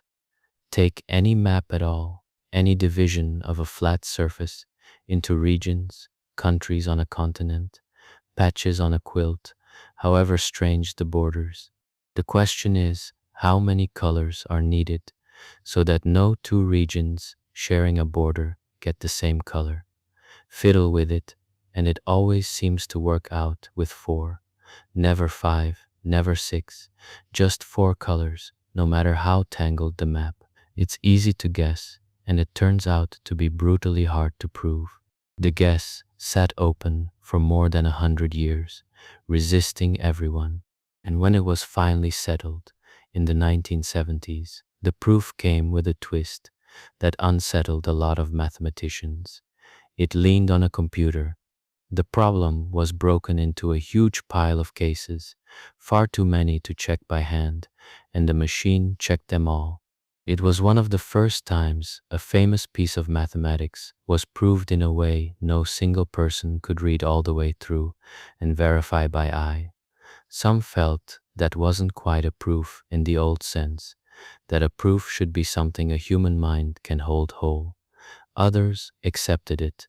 The map really does always need only four colors, but it opened a question that's still around about what a proof even is and whether it counts if only a machine has seen the whole thing. Nature tiles too, and the hexagon shows up over and over for a good reason. Bees build honeycomb out of hexagons because that shape packs together with no wasted space and uses the least wax to wall off the most room. The bees aren't doing geometry, they're being thrifty, and the hexagon is what thrift looks like. The same shape appears where thick lava cools and cracks.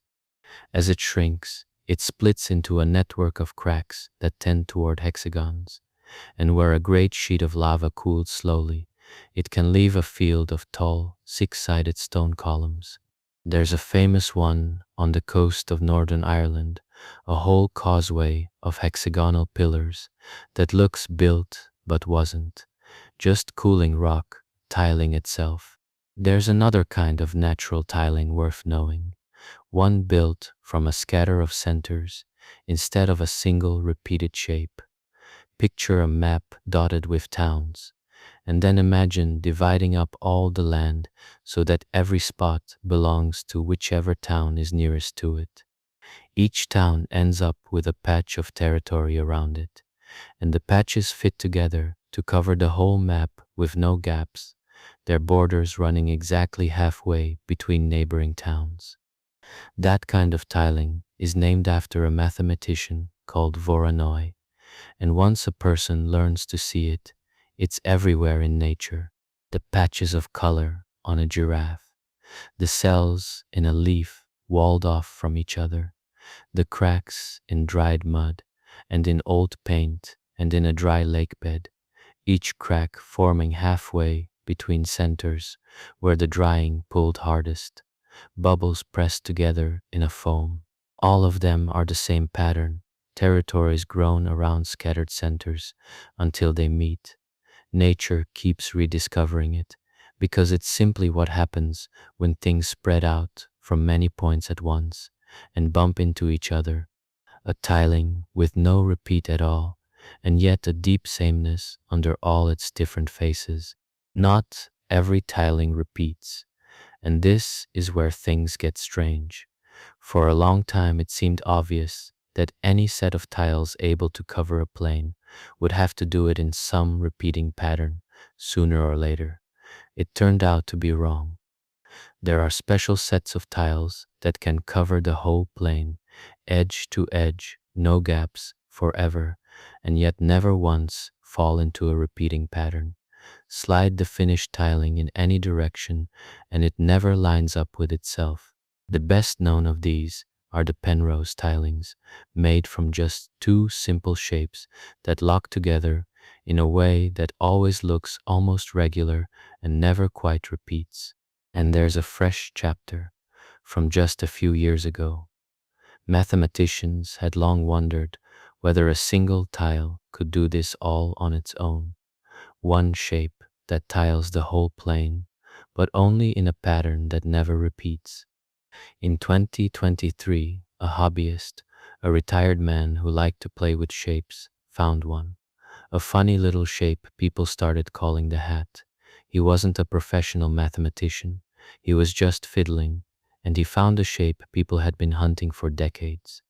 It covers the plane forever without ever repeating, all by itself.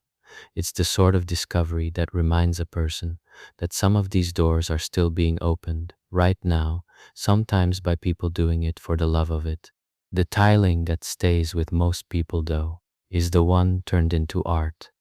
In the last century, a Dutch artist named Escher saw the tile work at the Alhambra, and it lit something in him. He spent his life making tessellations, where the tiles weren't plain shapes, but birds and fish and lizards, each one locking into the next with no gap at all, the whole plane filled with interlocking creatures. Look at one long enough, and it's hard to tell which is the shape and which is the space between. Escher went further still, into a kind of tiling that bends the rules of flatness itself. In some of his most famous prints, the ones he called circle limit, the tiles, little fish or angels or devils, start out a normal size in the middle of a circle and then shrink as they march outward, getting smaller and smaller and smaller, toward the rim, packing in tighter, infinitely many of them, never quite reaching the edge. It looks like a trick of drawing, but it's a picture of a real and different kind of space, called hyperbolic space, a space that curves away from itself, so that there's always more room near the edge than the eye expects. In that curved space, the tiles really are all the same size and all the same shape, tiling evenly forever, and the shrinking is only how it looks when that endless curved surface is flattened onto a page and squeezed inside a circle. Escher worked it out with a mathematician's help by hand and made something that shows infinity fitting inside a shape a person can hold. That's tiling at its most beautiful. Plain rules about angles and full turns followed all the way out until they cover everything, even a space that curves. The next shape is one anyone can make in about a minute with a strip of paper and a bit of tape, and it's honestly one of the strangest things in all of mathematics. It's called the Mobius strip. Here's how to make one. Cut a long, thin strip of paper. To join the two ends into a loop, an ordinary person would just bring them together and tape them, making a plain ring. But instead, before taping, give one end a single half twist, a flip, and then tape the ends together. That's it, a loop with one twist in it. That little twist changes everything. A plain paper ring has two sides, an inside and an outside. If a bug walked along the inside, it would stay on the inside forever, because the two sides never meet. The Mobius strip is different. It has only one side.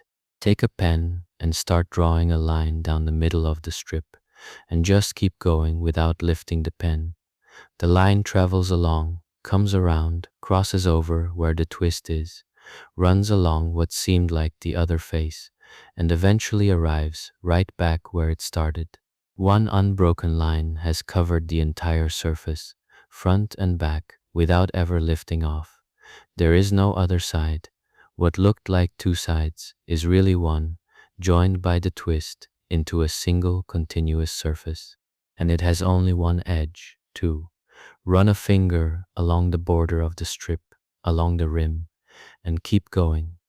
The finger travels the whole rim, and instead of coming back after one loop the way it would on a plain ring, it goes around twice before returning to the start.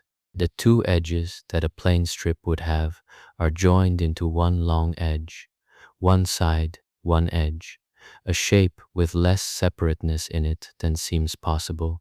There's a stranger property still, harder to picture but real. On the Mobius strip, there's no fixed sense of clockwise. Draw a little clock face on the surface, with its hands sweeping the way a clock sweeps, and slide it all the way around the strip.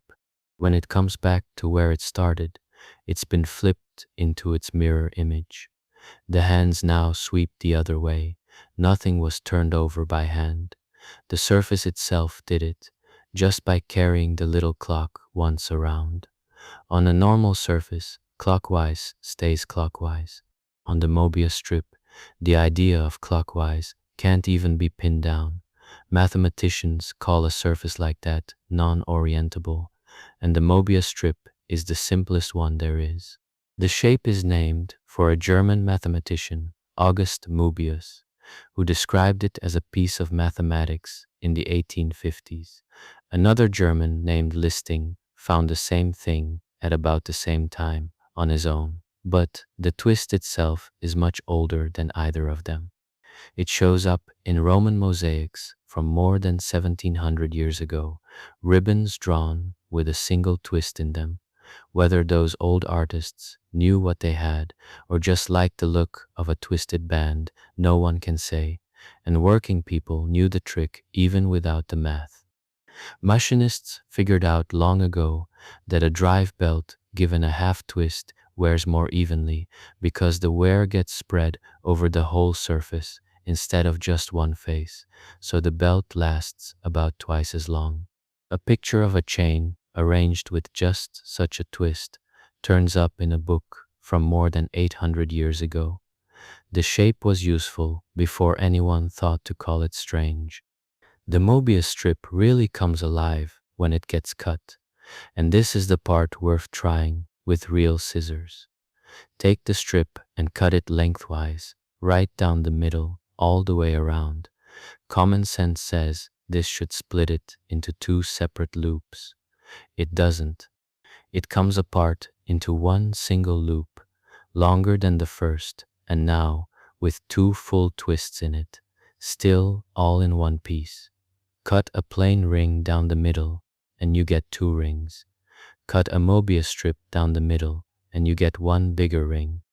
Then cut that one down the middle, and now you do get two loops, but they come out linked together, threaded through each other like a chain, impossible to pull apart without tearing. And if the first cut runs a third of the way in from the edge instead of down the center, the result is two loops of different sizes, hooked together, one of them a smaller Mobius strip and one a longer plain twisted loop.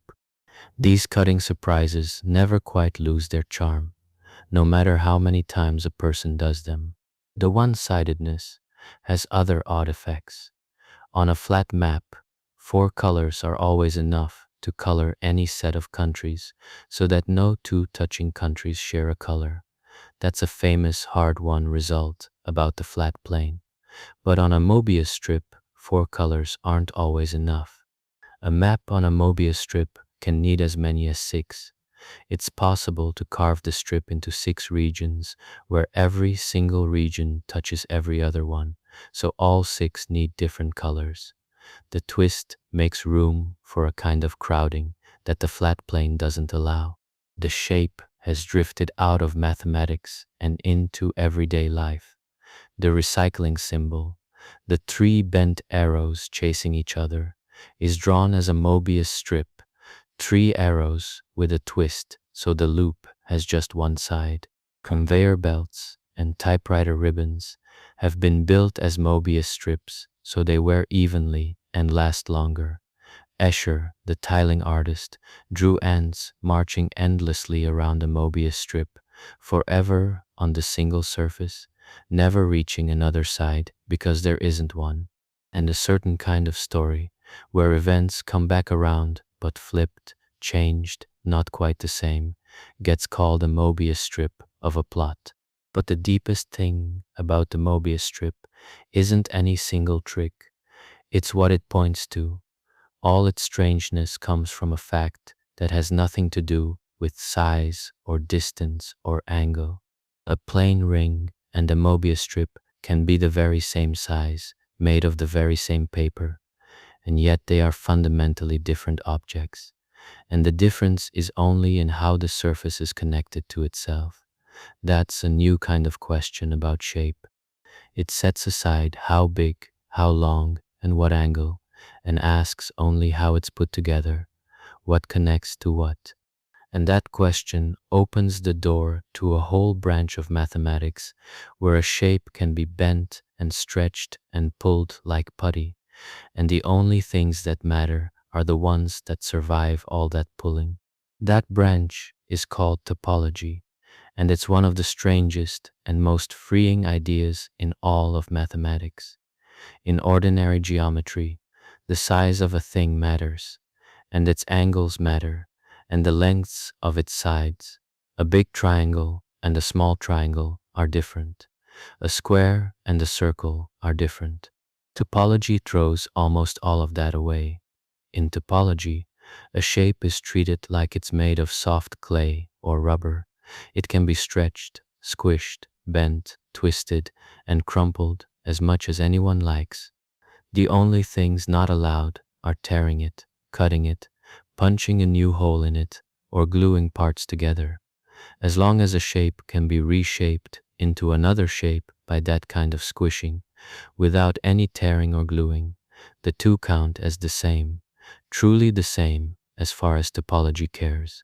This leads to the most famous joke in the subject, which is also a real fact. To a topologist, a coffee mug and a donut are the same shape. Picture a coffee mug made of soft clay. It has a bowl to hold the coffee and a handle on the side with a hole through it for the fingers. Now start reshaping it. Carefully, no tearing. Push the bowl part down and spread it out.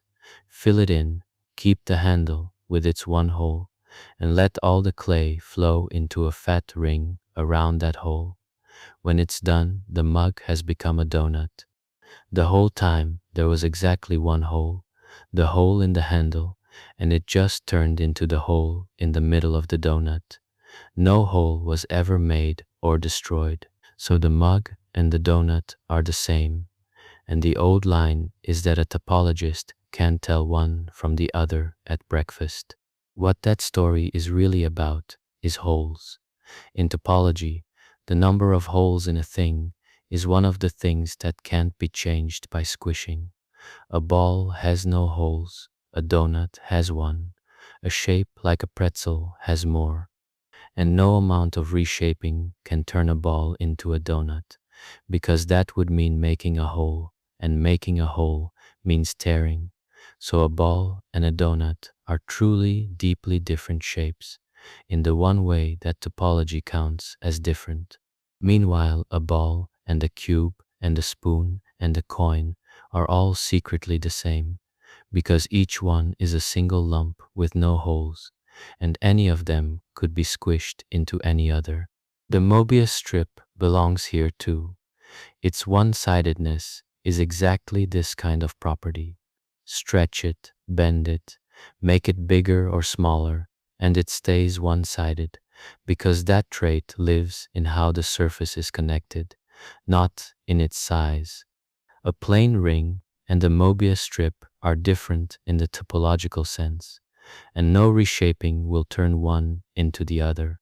The Mobius strip has an even stranger relative that lives in this world, called the Klein bottle. A Mobius strip has one side, but it still has an edge, that single long rim a finger can run along. The Klein bottle is what happens when that edge is closed up too, so there's no rim at all, and no inside and no outside, all folded into one continuous surface. Picture a bottle whose neck bends over, passes back down through its own wall, and joins onto its base from the inside, so that the inside of the bottle is the outside. Pour water in, and there's no in for it to be in. The trouble is that a real Klein bottle can't be built in the space we live in without the surface passing through itself, cheating at that one spot where the neck dips through the wall. To make one properly, with no self-crossing, needs a fourth dimension of room, one more direction than the world offers. So the Klein bottle is a shape that can be described exactly and reasoned about with confidence, and yet never truly held in the hand. Glass versions get made as curiosities, but they all have that little cheat where the neck pokes through.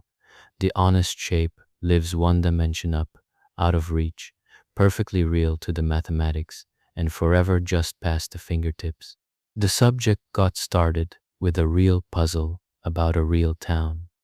In the 1700s, there was a city called Königsberg, with a river running through it, and 7 bridges crossing the water between the banks, and 2 islands. People wondered whether it was possible to take a stroll through the town that crossed every one of the 7 bridges exactly once, never doubling back over a bridge already crossed. Nobody could find such a route. Then the mathematician Euler, who keeps appearing in these stories, proved that no such route exists. It can't be done, and the beautiful part of his proof is what it ignored. It didn't matter how long the bridges were, or how far apart, or the shape of the islands. All that mattered was which piece of land connected to which, by how many bridges. Euler had stripped the problem down to pure connection, and that stripping down was the birth of topology. It also started a whole other field, the study of networks and how things link up. Euler found another gem that lives in this world. Take any solid shape with flat faces and no holes, like a cube or one of the perfect solids from before. Count its corners, count its edges, count its faces. Then take the corners, subtract the edges, and add the faces. The answer is always 2, every time. A cube has 8 corners, 12 edges, and 6 faces. 8 minus 12 is -4, plus 6 is 2. A tetrahedron has 4 corners, 6 edges, 4 faces. 4 minus 6 is -2, plus 4 is 2. It works for every such solid, no matter how lopsided, as long as it has no holes. And it's a topological fact, because it doesn't care about the sizes or angles, only about how the pieces are joined. Stretch the shape, however, and the count stays 2.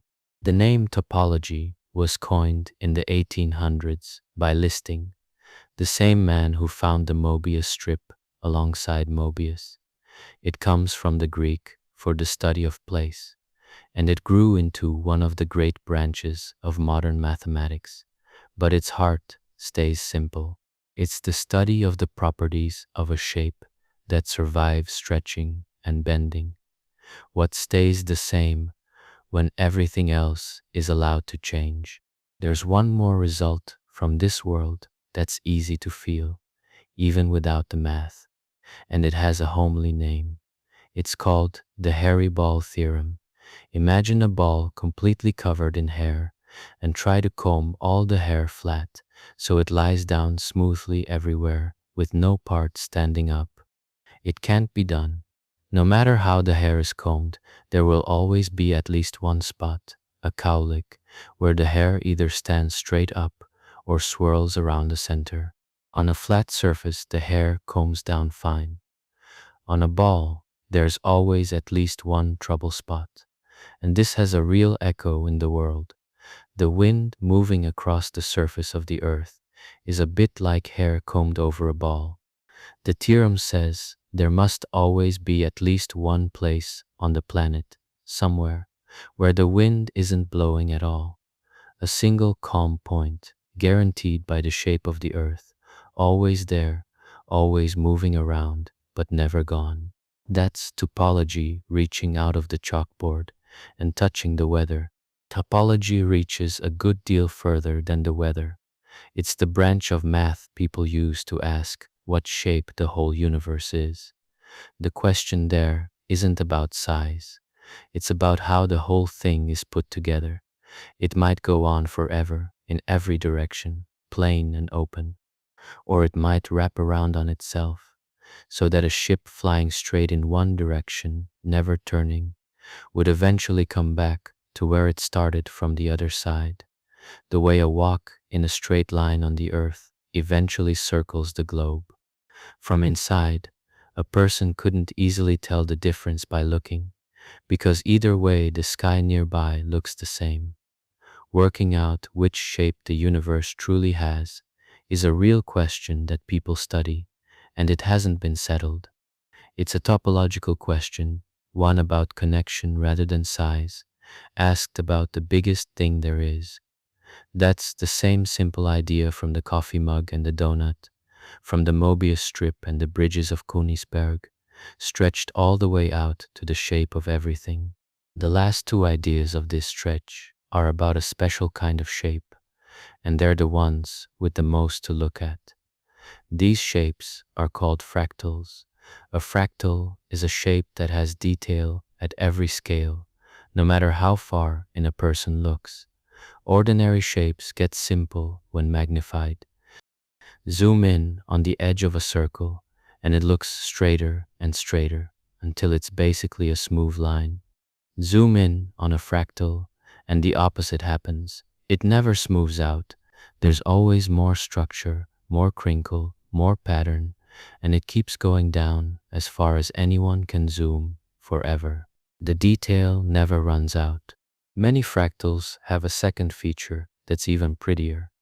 They look like themselves at every size. A small piece of the shape, blown up, looks like the whole shape again. This is called self-similarity, and once a person starts noticing it, it's everywhere in nature. A tree is a good example. The whole tree splits into big branches. Each big branch splits into smaller branches that look like little trees.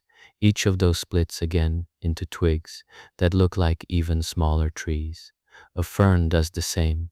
The whole frond is made of little fronds, and each little frond is made of even littler ones, each a small copy of the whole. Rivers branch this way, and so do the veins in a leaf, and the blood vessels in a body, and the airways deep in a pair of lungs, and a bolt of lightning, and the frost that grows across a cold window. Nature loves to build big things out of smaller copies of themselves. The cleanest way to feel what a fractal is comes from a shape called the cock snowflake, and it's simple enough to build in the mind. Start with a plain triangle. Now, in the middle of each of its three sides, push out a smaller triangle, like a little peak, that turns the three sides into a jagged six-pointed star. Now do the very same thing to every one of the star's new, shorter sides. Push a still smaller peak out of the middle of each. That makes it jaggier. Now do it again to all the even shorter sides, and again, and keep going forever, adding smaller and smaller peaks to every edge, without ever stopping. What comes out is a snowflake shape with a strange pair of properties, and they seem to fight each other. The whole snowflake stays small. It never grows past a little circle drawn around the first triangle, so it holds a small, ordinary amount of space inside it. But its edge, the crinkly border, is infinitely long. Every time those peaks are added, the border gets longer, and since the peaks are added forever, the border grows forever. So there's a shape a person could draw on a napkin that fits in the palm of a hand, whose edge, measured exactly, never ends. A finite little shape wrapped in an infinite boundary. That's the heart of what makes fractals so odd. This connects to a real puzzle about the real world, one about coastlines. How long is the coastline of an island? It sounds like it should have a plain answer, but the answer depends on the size of the ruler. Measure the coast of Britain with a long ruler, laying it end to end, and it comes out one length. Measure it with a shorter ruler, and the shorter ruler dips into little bays and around little points that the long one skipped over, so the coast comes out longer. Use a ruler shorter still, and it catches even smaller wiggles, and the coast gets longer again. There's no true single length, because a coastline is crinkly at every scale, like the snowflake. The closer a person looks, the more edge there is. That's a fractal fact about the shape of the land itself. There's a way to make sense of shapes like these that gives fractals their name. A line is one-dimensional. A flat square is two-dimensional. A solid block is three. Those are the ordinary whole number dimensions. But a fractal, being crinkly in a way that a line isn't and a flat surface isn't, ends up sitting somewhere in between. It can have a dimension that isn't a whole number at all, but a fraction. A really crinkly curve might act as though it has a dimension of about 1 1/4, more than a plain line, but less than a flat sheet, because it fills space more thickly than a line, but never quite fills it like a surface. That fractional, broken dimension is where the word fractal comes from. It's from the Latin for broken. Some of these crinkly curves go all the way to the other end. There are curves so wild, folded so tightly at every scale, that a single one of them bends around and passes through every single point of a whole square. A line, which everyone learns is one-dimensional, thin, with no width at all, that nonetheless fills a solid two-dimensional patch completely, touching every spot inside it, leaving no gap. It seems like it can't be true. A line has no width, so how could enough line ever cover an area? But by wiggling at every scale, folding into corners, inside corners forever, the curve does it. It fills the square.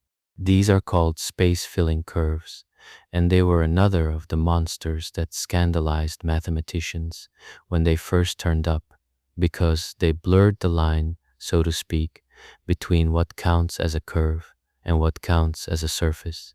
A thing can be a line and fill a plane at the same time, if it's crinkly enough, all the way down. The word was coined in the 1970s by a mathematician named Benoit Mandelbrot, but the shapes themselves had been floating around, unloved, for a century before him. Back in the 1800s, a few mathematicians built strange curves that were crinkly at every scale, curves so jagged they had a sharp corner at every single point and never smoothed out anywhere. Other mathematicians of the day were horrified by them. They called them monsters and treated them as freaks that broke the rules, things to be kept in a drawer and not looked at too closely. Cantor, the same man who found the sizes of infinity, built one. So did others. But nobody could really see them, because drawing one by hand meant stopping after a few steps, and the beauty only shows up after thousands of steps. That's what changed with computers. Mandelbrot, working with early computer graphics in the 1960s and 70s, could finally let a machine carry these shapes out to thousands and millions of steps and draw the result on a screen. And when he did, the monsters turned out to be gorgeous. The same shapes that had frightened mathematicians a century earlier were suddenly some of the most beautiful images anyone had ever produced with mathematics. Mandelbrot pulled all those scattered old ideas together, gave them a name, and showed the world what they looked like. He once summed up fractals as beautiful, terribly hard, and more useful. All three turned out to be true. And there's a note worth ending on. It turns out human eyes seem tuned to fractals. The patterns in nature, the branching and crinkling that surround people outdoors, sit at a certain level of roughness, and studies suggest that looking at patterns with that same roughness actually lowers stress and eases the mind. There may be a real reason a forest or a coastline or a fire feels relaxing to look at.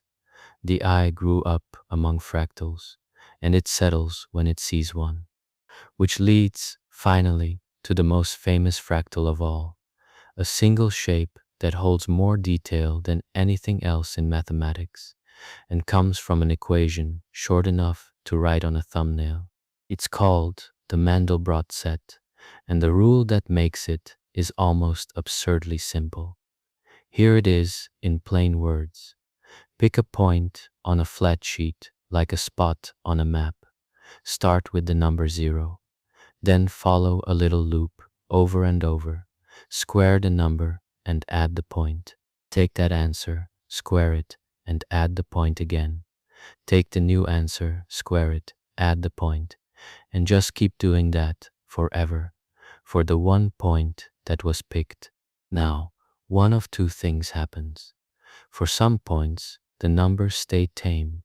They bounce around, near where they started, and never run away, no matter how many times the loop repeats. For other points, the numbers blow up. They get bigger and bigger with each turn of the loop and race off toward infinity. Every point on the sheet does one or the other. It either stays tame forever or it escapes. The Mandelbrot set is simply the collection of all the points that stay tame. Every point where the numbers never run away, gathered together, makes up the shape. To draw it, color a point black if it stays tame, and leave the escaping points for other colors, often shaded by how fast they flee.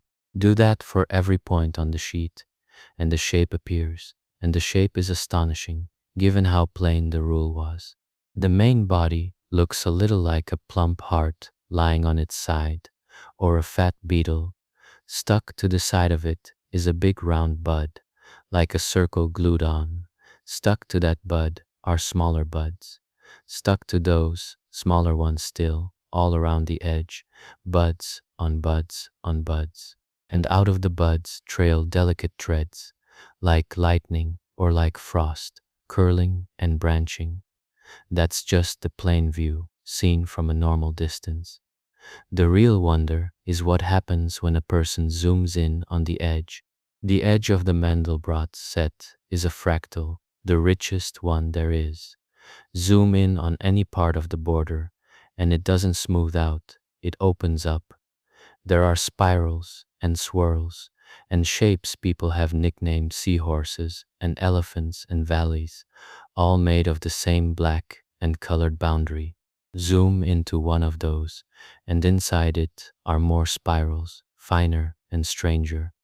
Zoom again, and it never ends. The detail keeps unfolding as deep as any computer has ever been able to go, and there's no bottom to it. A person could fall into the edge of this shape forever and keep finding new country. And here's the part that feels almost impossible. Buried deep in the boundary, far past where the eye could ever guess, are tiny copies of the whole Mandelbrot set. The same heart and buds shape in miniature, complete, hanging in the filaments. Not perfect copies.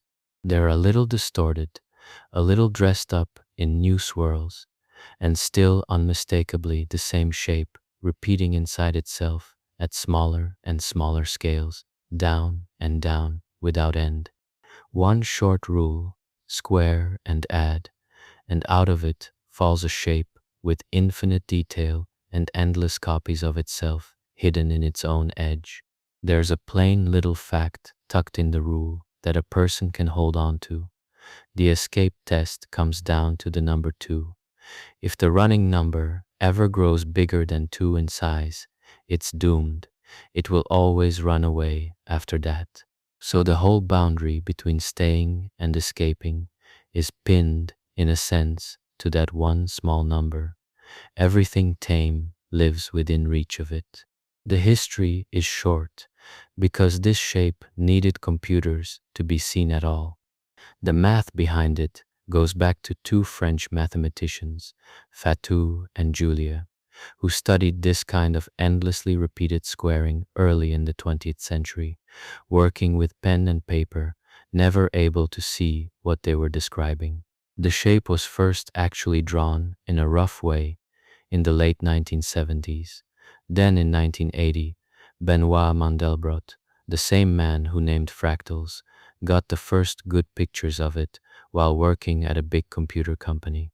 2 other mathematicians, Doherty and Hubbard, studied it closely and named it in his honor.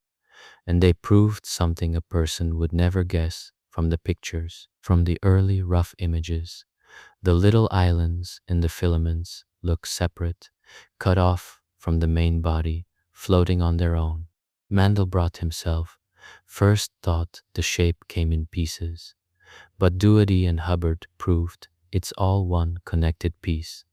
Every tiny island is joined to the mainland by threads too thin to show up on the screen. The whole thing is a single shape, held together by filaments finer than any picture can catch. In the mid-1980s, when home computers first got strong enough to draw it, the Mandelbrot set spread everywhere. It landed on a famous magazine cover. People wrote programs just to zoom into it and watch the detail bloom. It became, for a lot of people, the face of mathematics itself. And it's still probably the most common answer when someone asks for an example of something in math that's simply beautiful. A rule short enough for a child to follow that hides infinite depth and endless self-echoing detail, sitting there patiently inside a shape a computer can draw, but no one can ever fully explore. And the Mandelbrot set has a secret that makes it even richer than it first looks. It's not one fractal. It's a map to infinitely many others. Go back to the rule, square, and add the point over and over. There's a companion idea. Instead of asking which points stay tame, fix one point and then let the starting number roam and ask the same question of every starting spot. That gives a different fractal, its own shape, and it's called a Julia set, after one of those early French mathematicians. Every single point on the plane has its own Julia set, its own private fractal. Some of those Julia sets are single connected pieces, all in one. Others are shattered into a fine dust of separate specks. And here's the beautiful link. The Mandelbrot set is exactly the map of which is which. Pick a point inside the Mandelbrot set, and its Julia set is a connected whole. Pick a point outside, and its Julia set is dust. So the famous shape is really a table of contents for an endless library of other fractals, one for every point, and its own boundary marks the line between the whole ones and the scattered ones. Even better, the Julia set for a point tends to look like the local scenery of the Mandelbrot boundary right near that point. The map and the places it points to rhyme with each other. It's fractals all the way down, and fractals branching off sideways too. That brings the shapes to a close, and with them most of the separate ideas, primes and perfect numbers, Fibonacci and the golden ratio, pi and the endless numbers, the sizes of infinity and the scattered primes, the five perfect solids, the tilings, the one-sided strip, the rubber sheet world of topology, the fractals, and this last endless shape. Each one stood on its own. What's left is a final stretch, a return to a few of the deepest and most beautiful things this whole subject holds, ideas that tie the earlier ones together, ending with something surprising about what happens in a person's own mind when it meets an idea this beautiful. Start with an idea that's been hiding under a lot of what came before, without being named. Symmetry. Most people think of symmetry as one thing, two halves that mirror each other, like a face or a butterfly. But the real idea is broader and simpler than that. A thing is symmetric if it can be moved and still look exactly the same as before. That's the whole idea. Turn it, flip it, slide it, and if it lands looking identical to how it started, that move was a symmetry. A plain ball is the most symmetric thing there is, because it can be turned any way at all and always looks the same. A square is less symmetric. It looks the same only if turned a quarter of the way around or flipped across certain lines. A lopsided scribble has no symmetry at all, because no move leaves it looking the same. Once symmetry is thought of that way, as sameness that survives a movement, a lot of these shapes turn out to be about it. The five perfect solids are really the five most symmetric solid shapes there are. Take a cube and turn it a quarter of the way around any of its faces, and it lands looking identical. Turn it on a corner, and it lands the same. There are many, many ways to move a cube so it looks unchanged, and the same is true, even more so, for the bigger solids. That deep evenness, that many ways the same quality, is exactly their symmetry. And the reason there are only 5 of them is, in the end, a reason about symmetry. There are only 5 ways to build a solid that's the same at every corner and every face. The perfect solids are the shapes where symmetry is turned all the way up. The tessellations were about symmetry too, in a different key. A repeating pattern on a floor or a wall is symmetric because it can be slid over by one tile and land looking the same. And the great result from before, that every repeating flat pattern falls into one of exactly 17 kinds, is really a result about symmetry. Those 17 kinds are the 17 possible ways a flat pattern can be symmetric, counting all the slides and turns and flips and mirror lines it can have. Only 17. The tile makers of the Alhambra, working purely by eye and tradition, found most of those 17 ways centuries before anyone knew there were exactly that many. They were doing the mathematics of symmetry with colored clay without the words for it. Nature is full of this. A snowflake has 6-fold symmetry. Turn it a sixth of the way around and it looks the same, which is why a snowflake seems so balanced and star-like. Kepler wondered why snowflakes always come out 6-sided, and the answer runs back to the same hexagon that tiles a floor and builds a honeycomb, the shape whose corners close a full turn in 6s. The snowflake is symmetry frozen out of water. There's a beautiful catch here that ties 2 of these ideas together. 5-fold symmetry, the symmetry of a pentagon or a 5-pointed star, the very shape soaked in the golden ratio, is exactly the kind of symmetry that cannot tile a flat floor. 3s and 4s and 6s tile, 5s never do. A pattern built on 5s can't repeat evenly across a plane because the pentagon's corners won't close a full turn. So 5-fold symmetry was long thought to be forbidden in any repeating pattern, a kind of symmetry too awkward to fill space. And then those never-repeating tilings turned up, the ones made of 2 shapes that cover the plane forever without repeating, and they carry a ghost of 5-fold symmetry in them, the very symmetry that couldn't exist in an ordinary repeating pattern.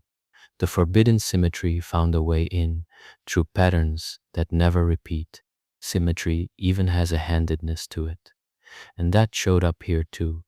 Some things come in a left version and a right version, mirror images that can never be turned into each other, the way a left glove can't be worn on a right hand no matter how it's twisted. The Mobius strip is like that.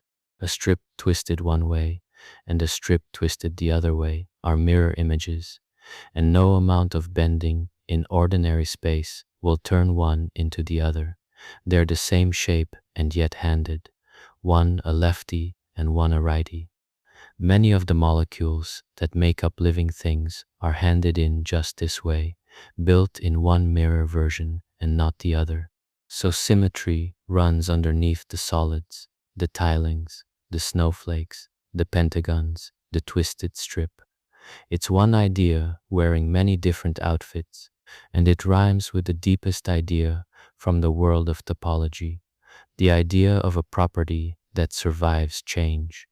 Symmetry is sameness that survives a movement. A topological property is sameness that survives a stretch.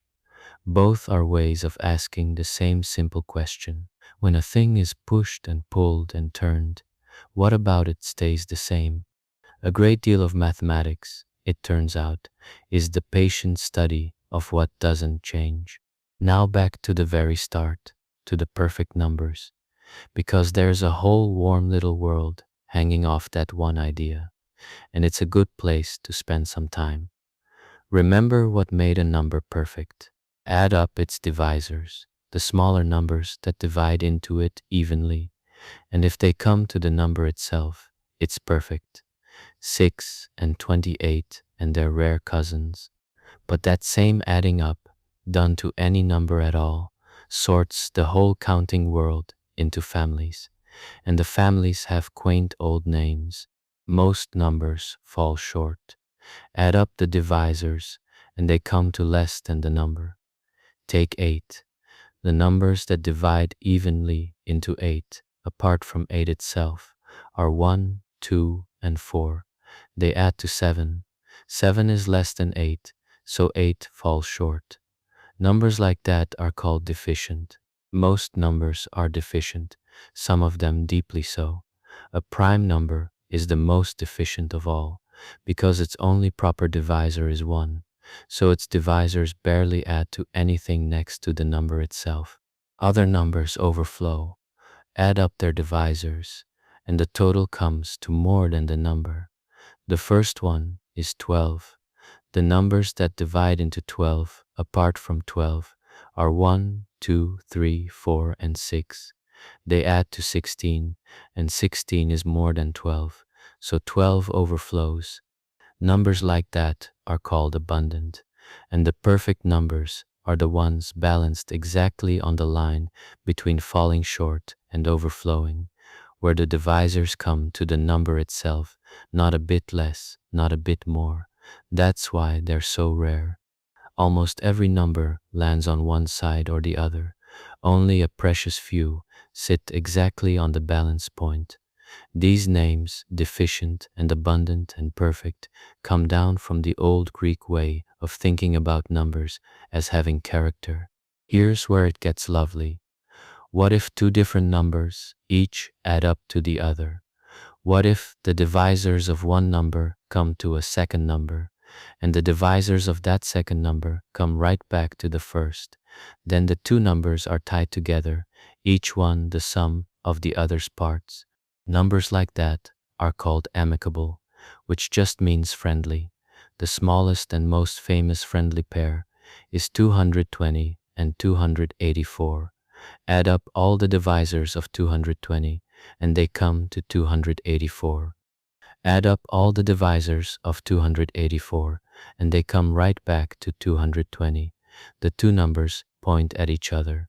People have known about this pair since ancient times, and they treated it as a symbol of friendship, a token that two things could each be made of the other's pieces. There are other friendly pairs scattered out among the big numbers, but they get rare and hard to find. The idea doesn't stop at pairs. Sometimes there's a longer chain. The divisors of the first number add up to a second, and the divisors of the second add up to a third, and the third leads to a fourth, and the chain wanders on, and then, after several steps, comes all the way back around to where it started, closing into a loop. Numbers in a loop like that are called sociable, a whole ring of friends, each made from the last, the circle finally biting its own tail. These are rarer still, and finding them was a real hunt. There's a nice way to see all of this as one motion. Take any number, add up its divisors to get a new number, then add up that number's divisors to get another. Keep going, making a chain, each number leading to the next. For a perfect number, the chain never moves. It just sits on the same number forever, because a perfect number's divisors add right back to itself. For a friendly pair, the chain bounces back and forth between the two forever, like two people passing a ball. For a sociable ring, it circles around the loop and repeats. And for most ordinary numbers, the chain wanders around for a while and then tumbles down, usually crashing onto a prime and then down to 1 and stopping. Every number sends up its own little chain, and the chain's fate tells what kind of number it is. And even here, at this small corner of arithmetic, there's a door that's still open, an unanswered question sitting in plain sight. For some starting numbers, nobody knows what the chain does in the long run. It's been followed by computers for step after step, climbing and dipping, and it just keeps going, never settling, never obviously crashing, and no one can prove whether it ends or wanders forever. A simple thing, adding up divisors over and over, and it leads straight to a mystery no one has cracked, that keeps happening in the world of numbers. The plainest questions, the ones a child could ask, turn out to have no known answer, and they wait patiently, the way the primes and the perfect numbers have waited for someone to come along and see the thing whole. One of the real pleasures of sitting with all these ideas is noticing how they refuse to stay in their own boxes. It's tempting to think of mathematics as a pile of separate facts, one about primes over here, one about shapes over there. But the deeper a person goes, the more it turns into a single connected thing, where a discovery in one corner reaches over and touches a discovery in another. This whole subject is full of those reaches. One of the clearest signs of it is how the same handful of people keep turning up all across the map. One name in particular has come up over and over in story after story, and he deserves a moment on his own. Leonhard Euler. He was a Swiss mathematician who worked in the 1700s, and he may have been the most productive mathematician who ever lived. He kept working and kept producing, even after he went blind, doing the calculations in his head. And look at how many of these threads run through his hands. It was Euler who proved the second half of the perfect number story, showing that every even perfect number has to come from Euclid's rule, closing a loop that Euclid had opened 2000 years earlier. It was Euler who found new, deeper proofs that the primes never end, and who first showed a strange fact about how the primes thin out, using tools nobody had brought to the subject before. The famous number that the transcendental story turned on, the one that comes up in natural growth, is called E, and it's Euler's number, named for him.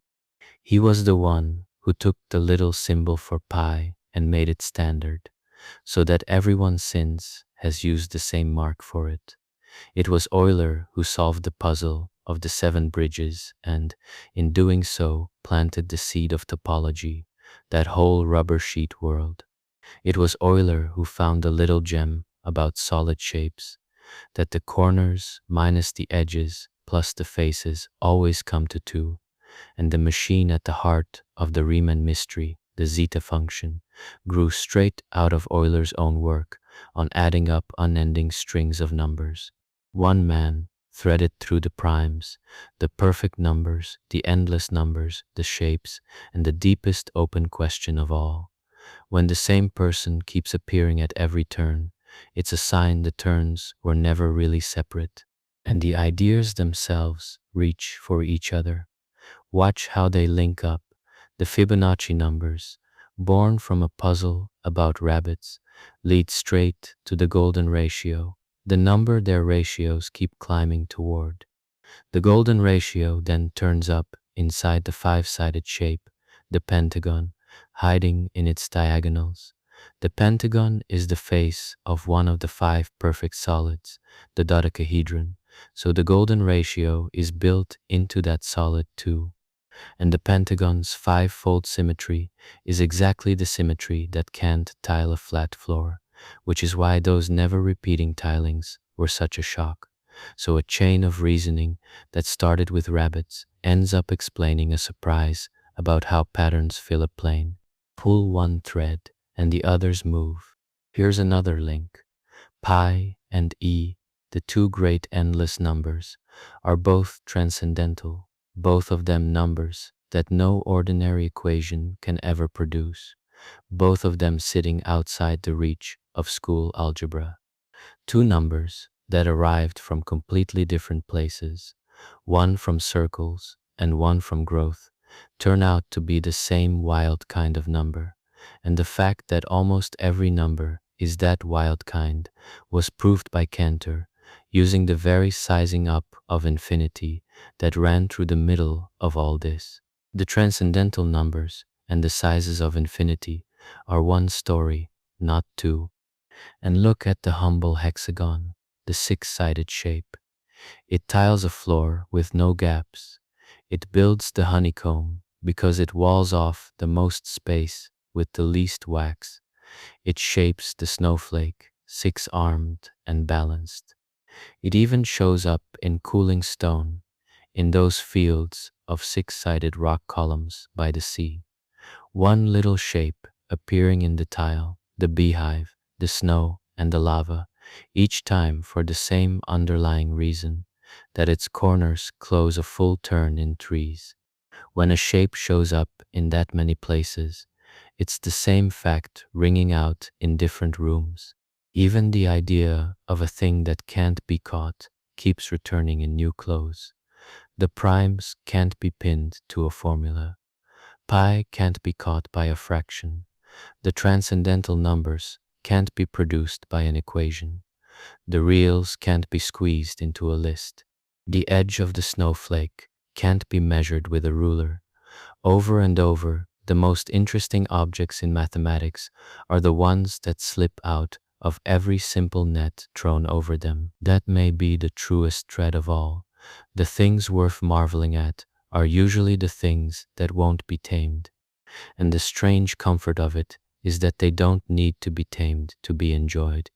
The primes go on scattering, pi goes on spilling digits, the Mandelbrot set goes on unfolding, whether or not anyone ever fully explains them. They're there to be looked at, like a coastline or a night sky, endless and unfinished.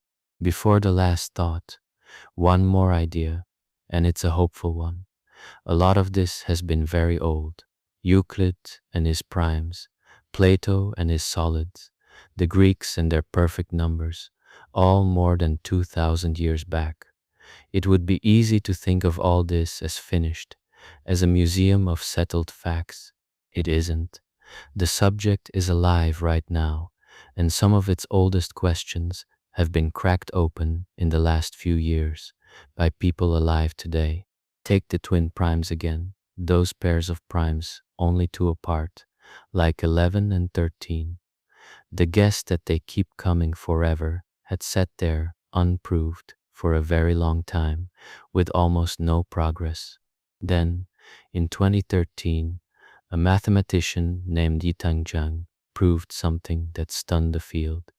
He couldn't prove that primes keep coming exactly two apart forever, but he proved that they keep coming within some fixed distance of each other forever, that no matter how far out a person goes, there are always more pairs of primes closer together than a certain gap.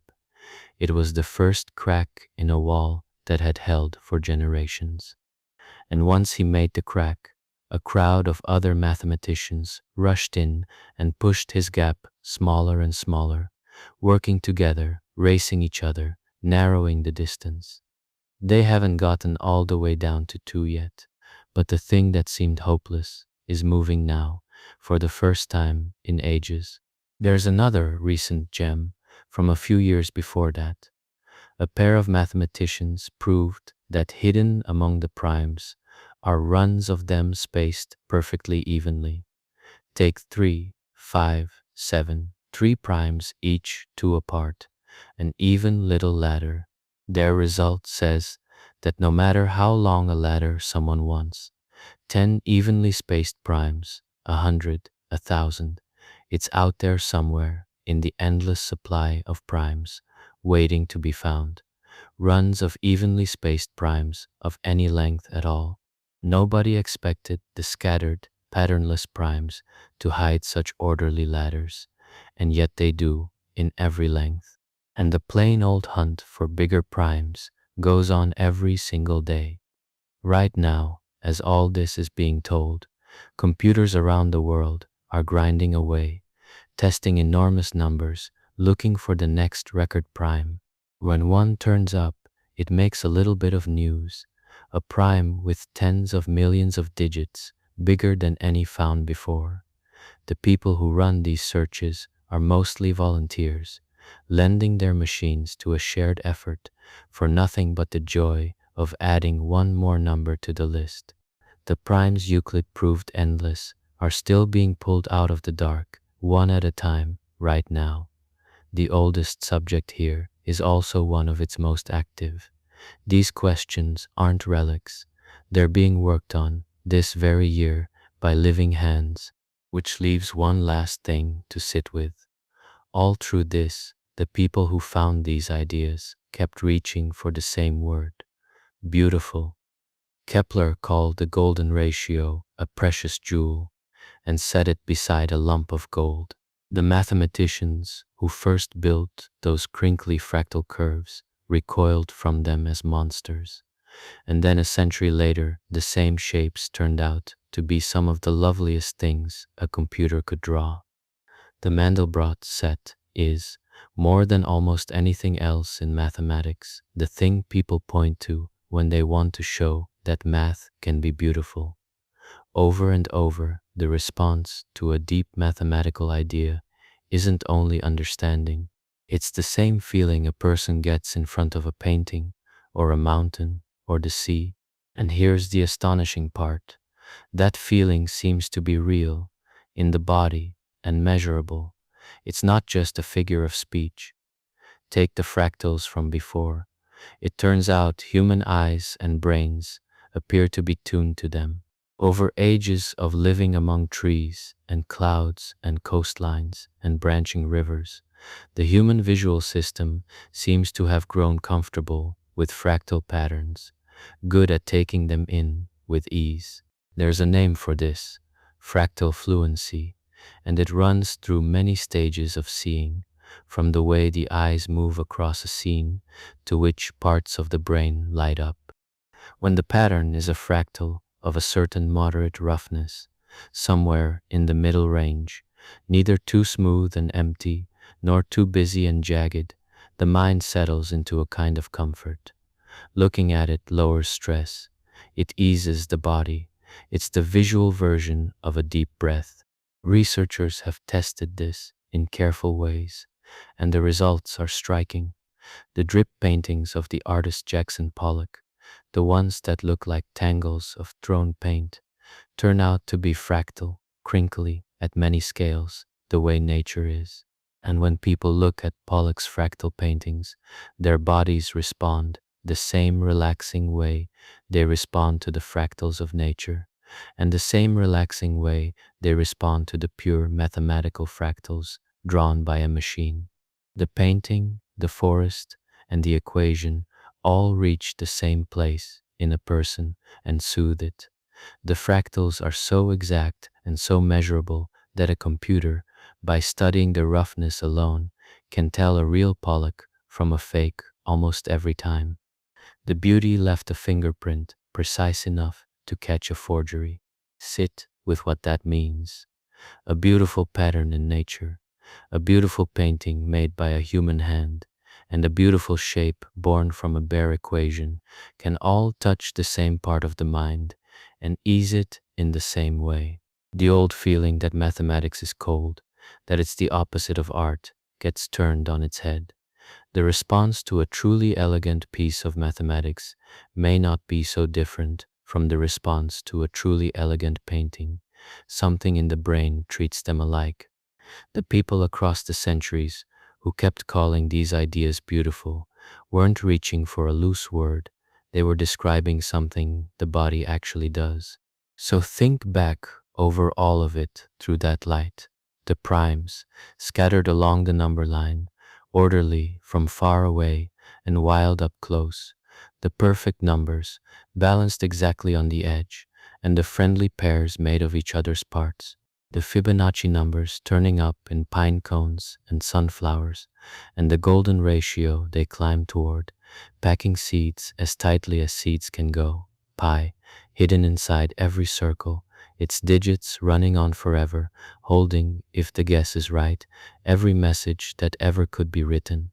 The strange fact that the wild numbers are almost all of the numbers, and the even stranger fact that infinity itself comes in sizes, provable with a single number built along a diagonal, the primes humming their hidden music, waiting on a question left open since 1859, the five perfect solids and the hard wall after them.